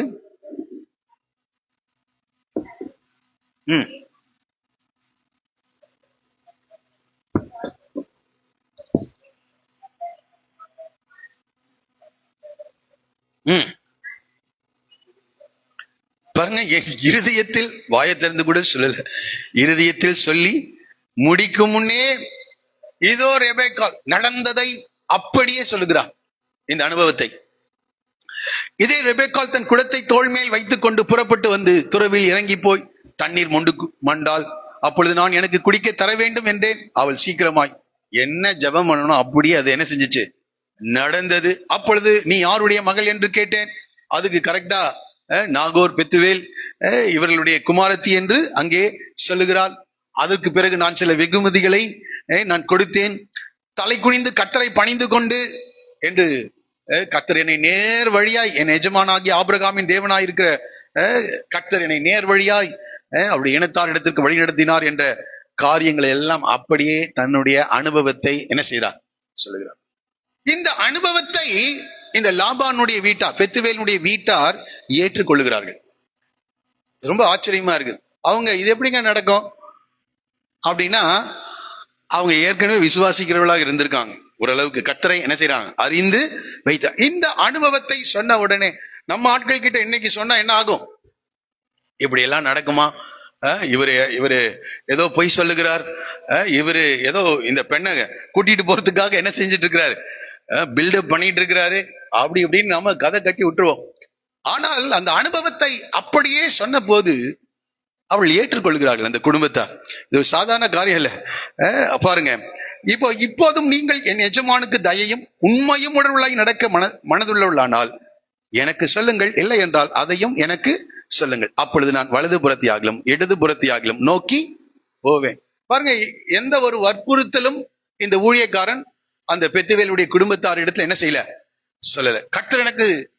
கர்த்தரனுடைய பிரயாணத்தை வாய்க்க பண்ணி, ஆகவே நீங்கள் உங்களுடைய பெண்ணை கொடுக்க வேண்டும். எந்த வற்புறுத்தலும் என்ன செய்யல இல்ல. ஆண்டவர் எப்போதும் வற்புறுத்துகிறதெல்லாம் இல்ல. ஏதோ ஜீவனையும் மரணத்தையும் ஆசீர்வாதத்தையும் சாபத்தையும் உனக்கு முன்பாக நான் வைக்கிறேன். ஆனா ஒரு ஆலோசனை சொல்லுவாரு, நீ ஜீவனை தெரிந்து கொள் என்ற ஒரு ஆலோசனை மாத்திரம் ஆண்டவர் சொல்லுவார். ஆகவே இந்த காரியங்கள் எல்லாம் இந்த ஊழியக்காரன் சொல்லிவிட்டு அமைதியாக நிற்கிறான். எப்பொழுது நீங்க சொல்லுங்க, இல்லாவிட்டால் நான் வலது அல்லது இடது புறத்தை நான் கடந்து செல்கிறேன் என்று சொல்லுகிறார். இப்பொழுது உடனே இந்த நடைபெற்ற எல்லா காரியங்களையும் அவர்கள் உள்வாங்கிக் கொண்டு ஒரு சில நிமிடங்களில், எவ்வளவு நேரம் ஆயிருக்குன்னு தெரியல இந்த காரியத்தை சொல்லி முடிக்க, ஒரு சில நிமிடங்கள் ஒரு உறுதியான ஒரு தீர்மானத்திற்குள்ளாக அவர்கள் வந்து சொல்லுகிறார்கள், இந்த காரியம் கர்த்தரால் வந்தது. ஒரே சொல்லுவாமா, இந்த காரியம் கர்த்தரால் வந்தது. அப்ப அவர்களுடைய இருதயத்திலும் கர்த்தர் என்ன செய்திருக்கிறார், கிரியை செய்திருக்கிறார். ஏனென்றா தேவ தூதனை புறப்படுவதற்கு முன்பதாகவே தேவன் என்ன செய்திருக்கிறார், அனுப்பி இருக்கிறார். அங்க என்ன சூழ்நிலையோ தெரியல, அவங்க ஜெபம் பண்ணிட்டு இருந்திருக்கலாம். இந்த காரியங்கள் எல்லாம் நடைபெற்ற காரியங்கள் எல்லாம் இந்த ஊழியக்காரன் விவரித்த போது இந்த வார்த்தைகளை நம்பி, இந்த காரியம் கர்த்தரால் வந்தது, உமக்கு நாங்கள் நலம் போல ஒன்றும் சொல்லக்கூடாது. ஏன்னா ஆண்டவருடைய காரியம் என்பதை அவர்கள் நன்றாய் அறிந்திருந்தார். இதோ ரெபெக்காள் உமக்கு முன்பாக இருக்கிறாள், கர்த்தர் சொன்னபடியே. இங்க பாருங்க, இப்ப என்னன்னு சொல்றாரு, கர்த்தர் சொன்னபடியே. அப்ப அவங்களுக்கு புரிகிறது இது தேவனுடைய திட்டம். கர்த்தர் சொன்னபடியே அவள் உமது எஜமானுடைய குமாரனுக்கு மனைவியா இருக்கும்படி அவளை அழைத்து கொண்டு போம் என்றார்கள். இதை கேட்ட போது பாருங்க, உடனடியாக ஆபிரகாமுடைய ஊழியக்காரன் தரை மட்டும் குனிந்து கர்த்தரை பணிந்து கொண்டார். வெளியில சொல்லுவோமா, ஒரு கிராட்டிடியூட், ஒரு நன்றி உள்ள இருதயம் அந்த ஊழியக்காரன் கேட்போம். ஒவ்வொரு நிமிடம் நாமளா இருந்தா மொத்தமா சோதனம் பண்ணலாம்னு நினைப்போம். ஆனா அவ ஒவ்வொரு காரியங்கள் முன்னோக்கி செல்லும் போதும் கர்த்தரை என்ன செய்கிறான், பணிந்து கொண்டுகிறான். இவ உடனே பின்பு அந்த ஊழியக்காரன் வெள்ளி உடைமைகளையும் பொன்னுடைமைகளையும் வஸ்திரங்களையும் எடுத்து ரெபெக்காளுக்கு என்ன செய்கிறார், கொடுக்கின்றார். ரெபெக்காளுக்கு கொடுக்கின்றார். இது எதுக்காக கொடுக்கிறாருன்னா, அந்த அம்மா மனசு என்ன செய்யணும், ஏன்னா அவங்க கையில தான் இருக்குது. ஆகவே இங்கே ஒரு வஸ்திரங்களை கொடுக்கிறாங்க, பொன் வெள்ளி உடைமைகளை எல்லாம் அவர்களுக்கு என்ன செய்யறாங்களாம், கொடுக்கின்றார்கள் என்று நாம் படிக்கிறோம். பொன் உடைமைகளை அங்கே கொடுக்கின்றார்கள் என்று படிக்கிறோம். அது எதற்காக இருக்கிறது என்றால், இது ஒரு நிச்சயதார்த்தத்திற்கு ஒரு அடையாளமாக இருக்கிறது. அது நம்ம அதை அறிந்திருக்கிறோம். அதை நான் இப்படி படிக்கிறேன். எபேசியர் எழுதின 1ஆம் அதிகாரம் 13-14 வசனங்களிலே நாம் படிக்கும் போது, நீங்களும் உங்கள் ரட்சிப்பின் சுவிசேஷமாகிய சத்திய வசனத்தை கேட்டு விசுவாசிகளான போது வாக்குத்தத்தம் பண்ண பரிசுத்த ஆவியால் அவருக்கு முத்திரை போட்டீர்கள் என்று சொல்லப்படுகிறது. அவருக்கு சொந்தமானவர்கள் அவருடைய மகிமைக்கு புகழ்ச்சியாக மீட்கப்படுவார்கள் என்பதற்கு ஆவியானவர் நம்முடைய சுதந்திரத்தின் அச்சாரமா இருக்கு. அப்போ இது ஈசாக்குக்கென்று நியமித்த ஒரு பெண் என்பதை ஒரு நிச்சயிக்கும்படியாக சுதந்திரத்தின் அச்சாரம்னா உறுதிப்படுத்துவதற்காக அவருக்கு வஸ்திரங்களையும் அந்த வெகுமதிகளையும் அங்கே அந்த ஊழியக்காரன் கொடுக்கின்றவனாக இருக்கிறான். அப்போ இன்றைக்கு அவருடைய குமாரனாகி கிறிஸ்துவுக்கு நம்மை மனவாட்டியாக தேவன் தெரிந்து கொண்டதற்கு அச்சாரம் என்னன்னா பரிசுத்த ஆவியானவர். ஒரே சொல்லுவோமா? அதை தான் நம்ம இங்கே படிக்கிறோம். வாக்குத்தத்தம் பண்ணப்பட்ட பரிசுத்த ஆவிக்குள் முத்திரை போடப்பட்டீர்கள் என்று சொல்லப்பட்டிருக்கிறது. ஆவியானவர் நம்முடைய சுதந்திரத்தின் அச்சாரமாய் இருக்கிறார் என்று நாம் இங்கே இந்த வார்த்தையிலே நாம் படிக்கிறோம். பாருங்க, பின்பு அவனும் அவனோடு இருந்த மனிதர்களும் புசித்து குடித்து தங்கினார்கள். அந்த அந்த அந்த கொஞ்சம் யோசிச்சு பாருங்க, அந்த ராத்திரி வேளை அந்த அந்த ஊழியக்காரனுடைய இருதயம் எப்படி இருக்கும்னு யோசிச்சு பாருங்க. வரும்போது என்ன நடக்குமோ என்று திகைத்து வழிகள் எல்லாம் அவரை நினைத்து கொண்டு ஜபத்தை ஏறெடுத்து கொண்டே வந்திருப்பான். அப்போ நிம்மதியா அந்த ராத்திரி வேளையில என்ன செஞ்சிருப்பார்? தூங்கி இருப்பார். பாருங்க, அடுத்த காரியம், காலையில் எழுந்திருந்து அவன் எஜமான இடத்திற்கு என்னை அனுப்பி விடுங்கள் என்று சொல்ல. அடுத்த நாள் காலையிலேயே என்ன செய்யறார்? என் எஜமான இடத்திற்கு என்னை அனுப்பி. இது கூட ஒரு தெய்வீக வழிநடத்துதல் தான். அந்த காலை வழி கொஞ்சம் யோசிச்சு பாருங்க. சாயங்காலம் வந்தாரு, காலையில அனுப்பிவிடும். யாரை கூட்டிட்டு போனோம்? அவங்க இதுக்கு ஒத்துக்கொள்வார்களா என்றெல்லாம் இவர் என்ன செய்யல, யோசிக்கவே இல்லை. காலையிலே என்னை அனுப்பிவிடுங்கள் என்று சொல்றார். அவங்க பதறி அடிச்சிருப்பாங்க. அப்பொழுது அவன் சகோதரன் தாயும் 10 நாளாகிலும் பெண் எங்களோடு இருக்கட்டும், பிற்பாடு, ஏன்னா அங்க சில அங்க உறவினர்கள் இருப்பாங்க, நண்பர்கள் இருப்பாங்க, அயலகத்தார் இருப்பாங்க, எல்லாருக்கும் கூப்பிட்டு ஒரு விருந்து செய்து இவளை என்ன செஞ்சிருக்கலாம். ஏன்னா லாபான் அதை சொல்றான், நீ திருட்டுத்தனமா கூட்டிட்டு என்ன செஞ்சுட்ட வந்துட்ட, நாங்க ஒரு பெரிய விருந்து செய்து உன்னை என்ன செய்திருப்போம், அனுப்பி இருப்போம் அப்படின்னு சொல்றாங்க. இங்கே சொல்லுகிறார் 10 நாளாகிலும். இந்த ரிக்வெஸ்ட் சரியானதா? ஏற்கக்கூடியது தானே? ஆமா, ஏற்கக்கூடியது. ஆனால் இவர் சொல்லுகிறார், அதற்கு அவன் கர்த்தர் என் பிரயாணத்தை வாய்க்க பண்ணிருக்க. இப்ப யார எடுத்து வைக்கிறார் முன்னாடி? கர்த்தரின் பிரயாணத்தை வாய்க்க பண்ணிருக்க, நீங்கள் என் எஜமானத்துக்கு போக என்னை அனுப்பி விடுங்கள், தடை செய்யாதிருங்கள் என்றெல்லாம் அங்கே சொல்லுகிறார். அப்பொழுது அவர்கள் பெண்ணை அழைத்து அவள் வாய்ப்பிறப்பை கேட்போம். இப்ப பாருங்க, கடைசியா யார கூப்பிடுறாங்க? இப்ப இதெல்லாம் அப்சர்வ் பண்ணிட்டு யார் இருக்கா? ஏன்னா சாராளுடைய வம்சம் தானே. அவங்க கூடாரத்துக்குள் பேசுகிற காரியத்தை எல்லாம் சாரால் என்ன செய்யறாங்க? கேட்டுட்டே. அப்ப இந்த அம்மாவும் என்ன செஞ்சுட்டு இருப்பாங்க? கேட்டுட்டே இருப்பாங்க. அப்ப இவர்களுக்கும் தெரிகிறது கர்த்தருடைய வழிநடத்துதல் என்ன என்பதை அவள் அறிந்திருக்கிறான். அப்படியே அவளுடைய வாய்ப்பிறப்பை அவர்களுக்கு என்ன செய்யறாங்க? கேட்டார்கள். ஒரே ஒரு வார்த்தை தான் சொல்றாங்க. என்னது? அவள் போகிறேன் என்றால். ஒரே வார்த்தை இந்த காரியங்கள் எல்லாம். அப்ப டிசிஷன் மேக்கிங் ஃபைனலா யார் தான்? ரெபேக்கா தான். இங்க நம்ம புரிந்து கொள்ள வேண்டிய காரியம், பெற்றோரோ சகோதரர்களோ ஊழியக்காரனோ என்ன செய்யறதில்லை, இங்க வற்புறுத்தவே இல்லை. அந்த மாதிரி ஒரு கம்பல்ஷன், அழுத்தங்களை கொடுப்பது பிசாசு. ஆனா ஆவியானவர் எப்போதும் என்ன செய்வார்? ஃபேக்ட சொல்வார், உண்மைகளை சொல்லுவார், சத்தியத்தை சொல்லுவார், ரட்சிப்புக்கு ஏதுவான சத்தியத்தை சொல்லுவார், தேவன் யார் என்று சொல்லுவார், தெய்வீக வழிநடத்துதல் என்ன என்று சொல்லுவார். ஆனால் தீர்மானம் எடுக்கிற இடத்துல தேவன் யாரையும் என்ன செய்யறது இல்ல, கம்பல் பண்றதே இல்லை. ஆகவே இந்த ஊழியக்காரன் நடந்த சம்பவங்களை, எஜமானுடைய காரியங்களை அப்படியே விவரித்துட்டு அமைதியா இருக்கிறாரு. தீர்மானம் எடுக்க வேண்டிய நபர் எந்த வழு கட்டாயமும் இல்லாமல் சுதந்திரமாக தீர்மானம் எடுக்கிறார். இதை நம்ம கற்றுக்கொள்ள வேண்டிய காரியம். இது திருமணம் என்ற நிலையிலே மாத்திரம் இல்ல, எந்த ஒரு காரியமா இருந்தாலும் அந்த ஃபேக்ட், உண்மைகளை எல்லாம் தேவனுக்கு முன்பாக உண்மைகளை மாத்திரம் பேசணும். உலகத்தாருக்கு பல வழக்கங்கள் இருக்கிறது, அந்த காரியத்தை நீங்க கற்றுக்கொள்ளாதீங்க. அதை விட்டுட்டு என்று உண்மையோ அதை மாத்திரம் சொல்லணும். திருமணத்துக்கு மாத்திரம் இல்ல, வேற எந்த காரியம். யாராவது உங்களை கட்டாயப்படுத்துகிறார்கள் என்றால் அந்த இடத்துல கொஞ்சம் பிரேக் பண்ணுங்க. அந்த உண்மைகளை நன்றாய் சீர்தூக்கி ஆராய்ந்து பாருங்கள். அது உண்மையா அவர்களுக்கு ஒரு நடத்துதல் அங்கே உண்டா இருக்கிறது. ஆகவே இங்கே பாருங்க, அவள் போகிறேன் என்றால் ஒரே வார்த்தை. அதுக்கப்புறம் அந்த அம்மா திரும்பியும் பேசவே இல்லை. நம்மளா இருந்தா என்ன செய்ய, எனக்கு அப்பவே தெரியும் அப்படின்னு எல்லாம் சொல்லுவாங்க. இல்லைன்னா என் ஃப்ரெண்ட்ஸ் எல்லாம் கொஞ்சம் பார்த்துட்டு வரணும், இல்லைன்னா மற்ற காரியங்கள் எல்லாம் என்ன செய்யலாம், சொல்லலாம். அநேக காரியங்களை சொல்வதற்கு இருந்திருக்கும். ஆனால் அந்த அம்மா வேற ஒண்ணும் சொல்ல. அவங்க சாந்தமும் அமைதலும் உள்ள ஆவியுடைய சாராளுடைய கூடாரத்துல இருக்க போறாங்க. அதனால கர்த்தர் கரெக்டா ப்ரிப்பேர் பண்ணியிருக்கார். சாந்தமும் அமைதியிலும் உள்ளவளாய். அந்த இருதயத்தில் மறைந்திருக்கிற குணமே தேவனுடைய பார்வையில் எப்படி இருக்கான்? விலையேற பெற்றதா இருக்கிறது என்று நாம் படிக்கிறோம். Right, okay.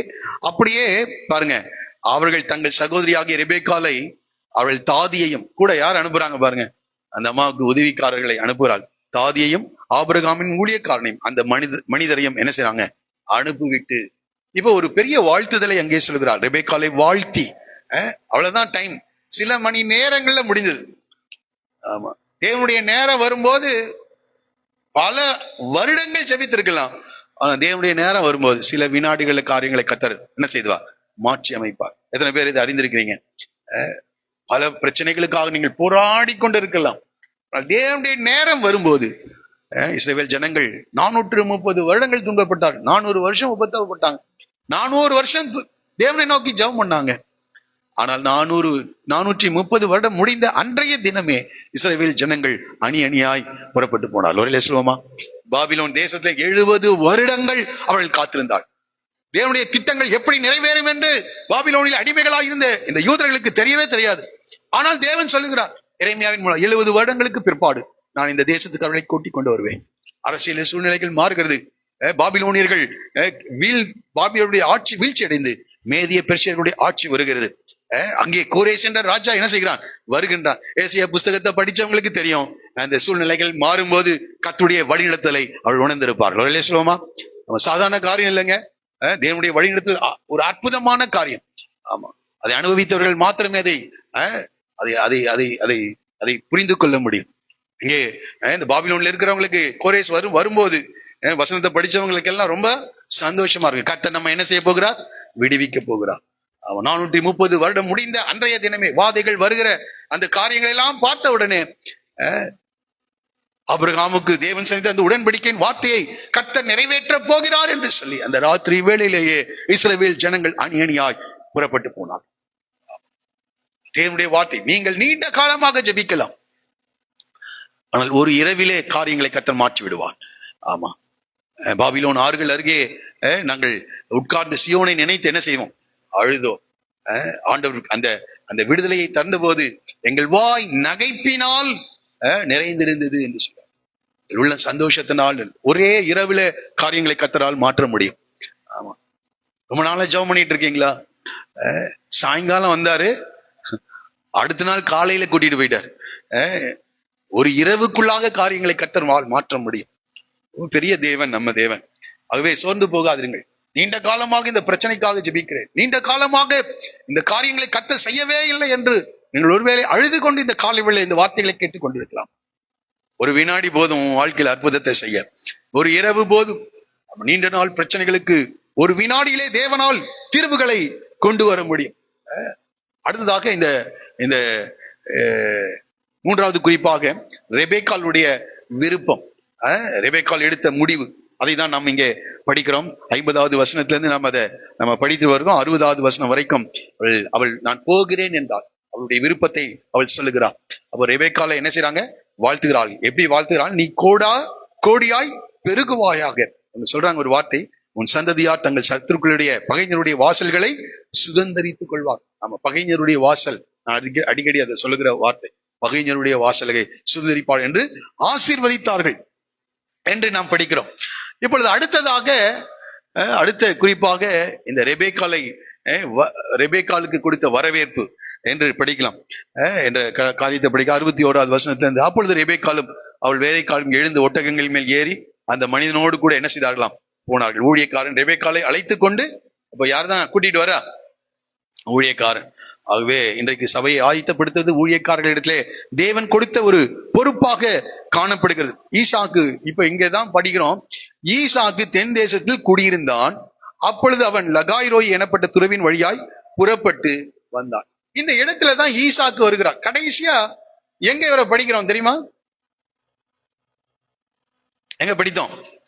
யாருமே படிக்காதது போல சொல்ல. 22வது அதிகாரத்துல அவன் கேட்கிறான், கடைசியா கேட்கிறாரு ஈசாக்கு, அப்பா நெருப்பு இருக்குது, கத்தி இருக்குது, பலிக்கான ஆட்டுக்குட்டி எங்கே என்று கேட்கிறான். அப்புறம் கர்த்தர் பார்த்துக் கொள்வார் என்றார். அதுக்கப்புறம் இந்த ஈசாக்கு ஒண்ணுமே பேசல. ஒரு வார்த்தை என்ன செய்யல. ஈசாக்கு தகப்பனோடு வாக்குவாதம் பண்ணினான், சண்டையிட்டான், அதெல்லாம் ஒண்ணுமே என்ன செய்யல இல்ல. அடுத்தது பாருங்க, இந்த 22வது அதிகாரம் 19வது வசனம் பாருங்க. இந்த பலி இட்டு முடித்த பிறகு 2 பேரும் கூட போனார்கள் ரெண்டு முறை வருகிறது என்று கடந்த 22ஆம் அதிகாரம் வாசிக்கும் போது நான் சொன்னேன். ஆனால் 19வது வசனம் சொல்லுகிறது, எல்லாரும் சேர்ந்து படிங்கள். ஆபிரகாம் தன் வேலைக்காரிடத்திற்கு திரும்பி. அப்ப ஈசாக்கு எங்கெங்க போனாரு?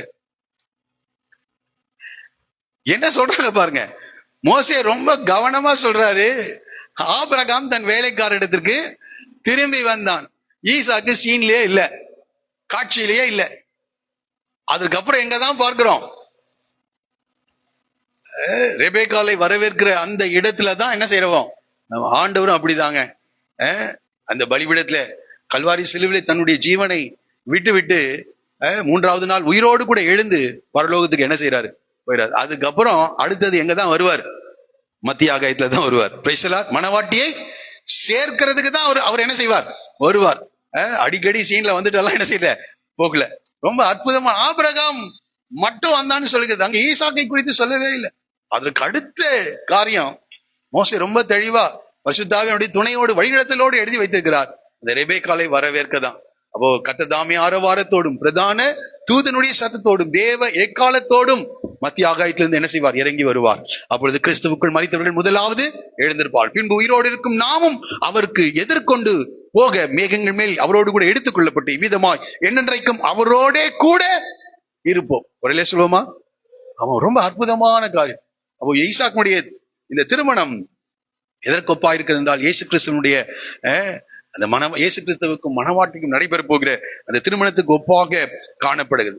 பாருங்க, கீழே அதை படிக்கும் போது இந்த காரியங்கள் எல்லாவற்றையும் இந்த ஈசாக்கின் இடத்துல சொல்லுகிறார். இப்ப பாருங்க, ஆபிரகாம் இடத்துல போய் சொல்லியிருக்கணும். ஆனா யார்கிட்ட சொல்றா? ஈசாக். இந்த இடத்துல ஆபிரகாமுடைய சீன் என்ன இல்ல, காரியங்கள் ஒன்றுமே என்ன செய்யல, வரவே இல்லை. ஒரு காரியம் வரல. அடுத்தது யார்தான்? ஈசாக். ஆபிரகாமுடைய ஜெபம் நிறைவேறி விட்டது, அவ்வளவுதான். அதுக்கப்புறம் போய் சொல்லியிருப்பாரு. ஆனால் கடைசியா அங்க வரும்போது ரெபேக்காள் பார்த்து கேட்கிறார், நமக்கு முன்பாக இருக்கிற கண்களை எடுத்து கண்டபோது ஊழியக்காரன் நோக்கி அங்கே வெளியிலே நமக்கு எதிராக நடந்து வருகிற அந்த மனிதர் யார் என்று கேட்கிறார். அப்ப அந்த மனிதர் என்ன செய்கிறார்? சாயங்கால வேளையிலே தியானம் பண்ண வெளியிலே போயிருந்தான். இது கூட ஒரு குறிப்பை நான் சொல்ல விரும்புகிறேன், தயவுசெய்து கவனிங்க. ஈசாக்கு ரெபேக்காளை சந்தித்த வேலை சாயங்கால வேலை. ஆமா, ஆண்டவர் வரும்போது இந்த பூமி இருளுக்குள், ஆவிக்குரிய இருளுக்குள் கடந்து சென்றிருக்கும். ஆமா, எல்லா இடத்துலயும் வன்முறைகள். அதை நம்ம இப்படி படிக்கிறோம். 1 கொரிந்தியர் நிருபத்துல நான் இப்படி அந்த வார்த்தையை மாத்திரம் நான் சொல்லி கடந்து செல்ல விரும்புகிறேன். Praise the Lord.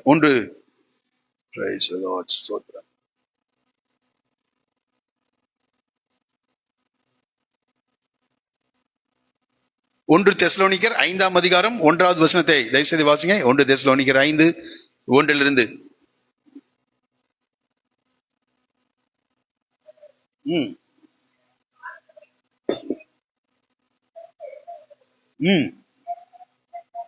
இரவிலே திருடன் வருகிற விதமாய். ஆமா, கர்த்தருடைய நாள் எப்ப வரும்? இரவிலே. பாருங்க, ஈசாக்கு ரெபேக்காளை சந்திக்கிற நேரம் ஒரு சாயங்கால வேலை, சூரியன் அஸ்தமிக்கிற நேரம். அது ஆவிக்குரிய இருள் நிறைந்த இந்த பூமியில ஆவிக்குரிய இருள் நிறைந்த ஒரு காலகட்டத்துல தான் ஆண்டவர் என்ன செய்வார்? வருவார். நோவாவின் காலத்தில் இருந்தது போல மனுஷகுமாரனுடைய காலத்திலும் நடக்கும் என்று சொல்லுகிறார். லோத்தின் நாட்களிலே நடந்தது போல மனுஷகுமாரனுடைய நாட்களிலும் நடக்கும். அவள் எல்லாம் பெண் கொடுத்து புசித்து குடித்து இந்த உலக காரியங்கள தான் ஈடுபட்டு இருப்பார்கள்.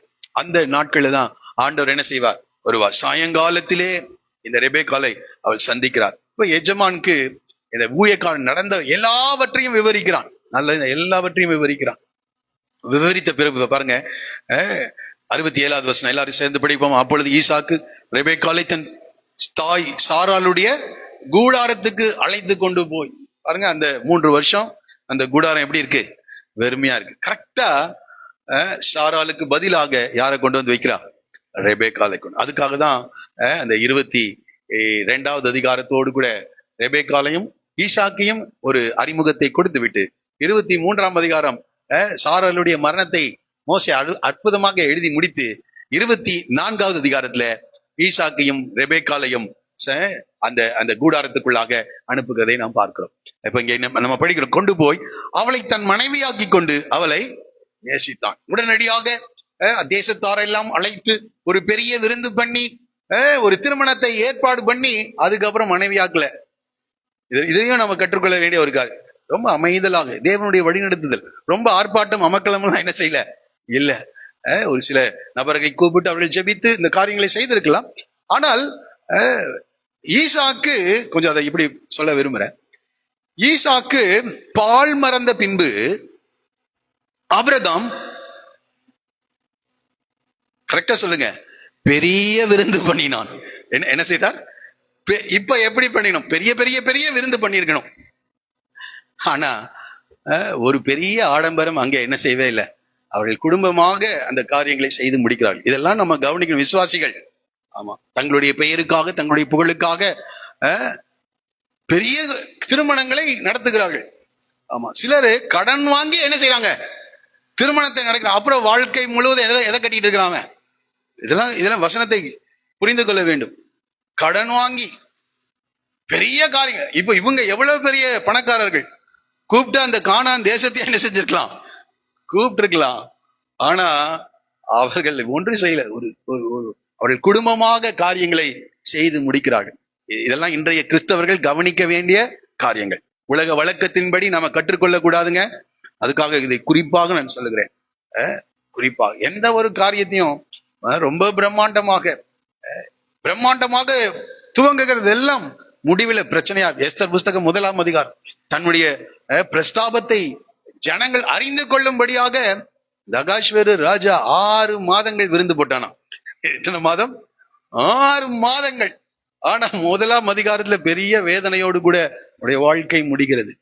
எனக்கு இருக்கிற அருமையானவர்களே, உங்களுடைய சம்பாத்தியத்தை, உங்களுடைய ஐஸ்வர்யத்தை விளக்கும் காண்பிக்கும்படியாக எதையும் செஞ்சிடாதீங்க. அந்த இடத்துல தேவன் இறங்கி வந்து காரியங்களை தாறுமாறாக்குகிறவராக இருக்கிறார். புசித்தாலும் குடித்தாலும் எதை செய்தாலும் யாருக்காக செய்யணும்? தேவனுடைய நாமத்தின் மகிமைக்காக செய்வேன். தேவன் மகிமைப்படுவதற்காக எல்லா காரியங்களையும் செய்யுங்க.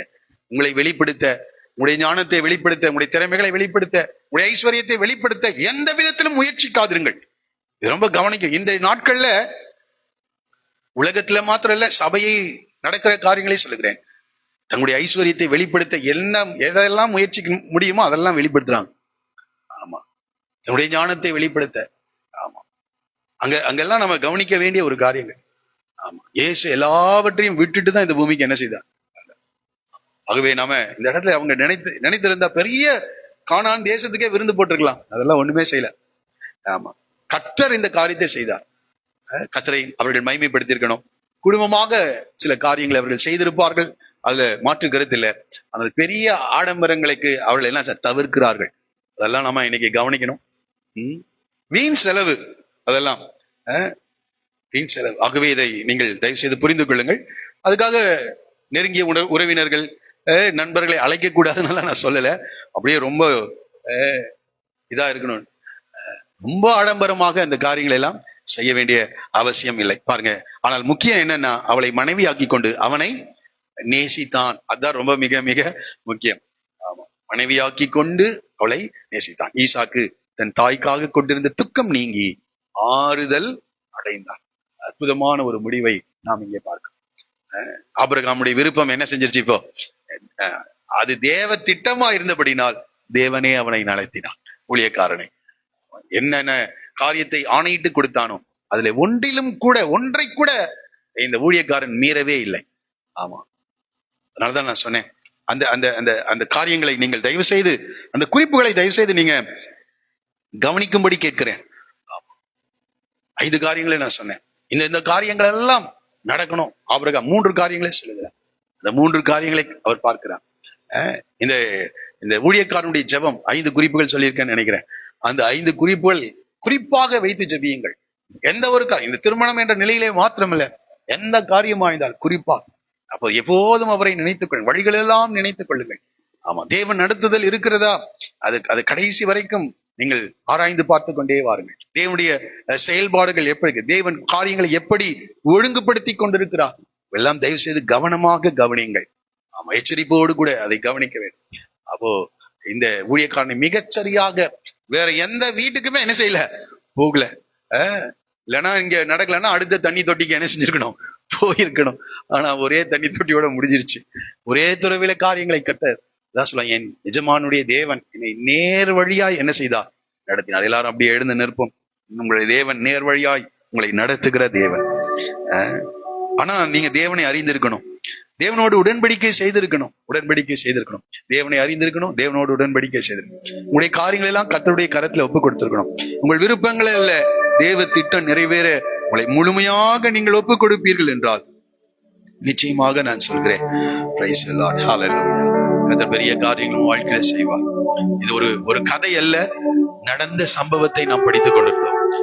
ஒரு கதை அல்ல. இன்றைக்கும் கர்த்தர் கிரியை செய்கிறவர், இன்றைக்கும் மாறாத தேவன், இன்றைக்கும் பட்சபாதம் உள்ள தேவன் அல்ல அவர். ஹல்லேலூயா. ஆபிரகாமுக்கு செய்த தேவன் உனக்கும் செய்வார். ஹல்லேலூயா. எல்லாரும் கண்களை மூடி ஆண்டவரை நோக்கி பார்ப்போம். ஒரு நல்ல தேவனை ஆராதித்துக் கொண்டிருக்கிறோம். ஒரு அற்புதமான தேவன். ஹல்லேலூயா. உன்னை நேசிக்கிற தேவன், பொய் சொல்லாத தேவன். ஹல்லேலூயா. ஆபிரகாம உன் இனத்தை, தேசத்தை, தகப்பன் வீட்டையெல்லாம் விட்டு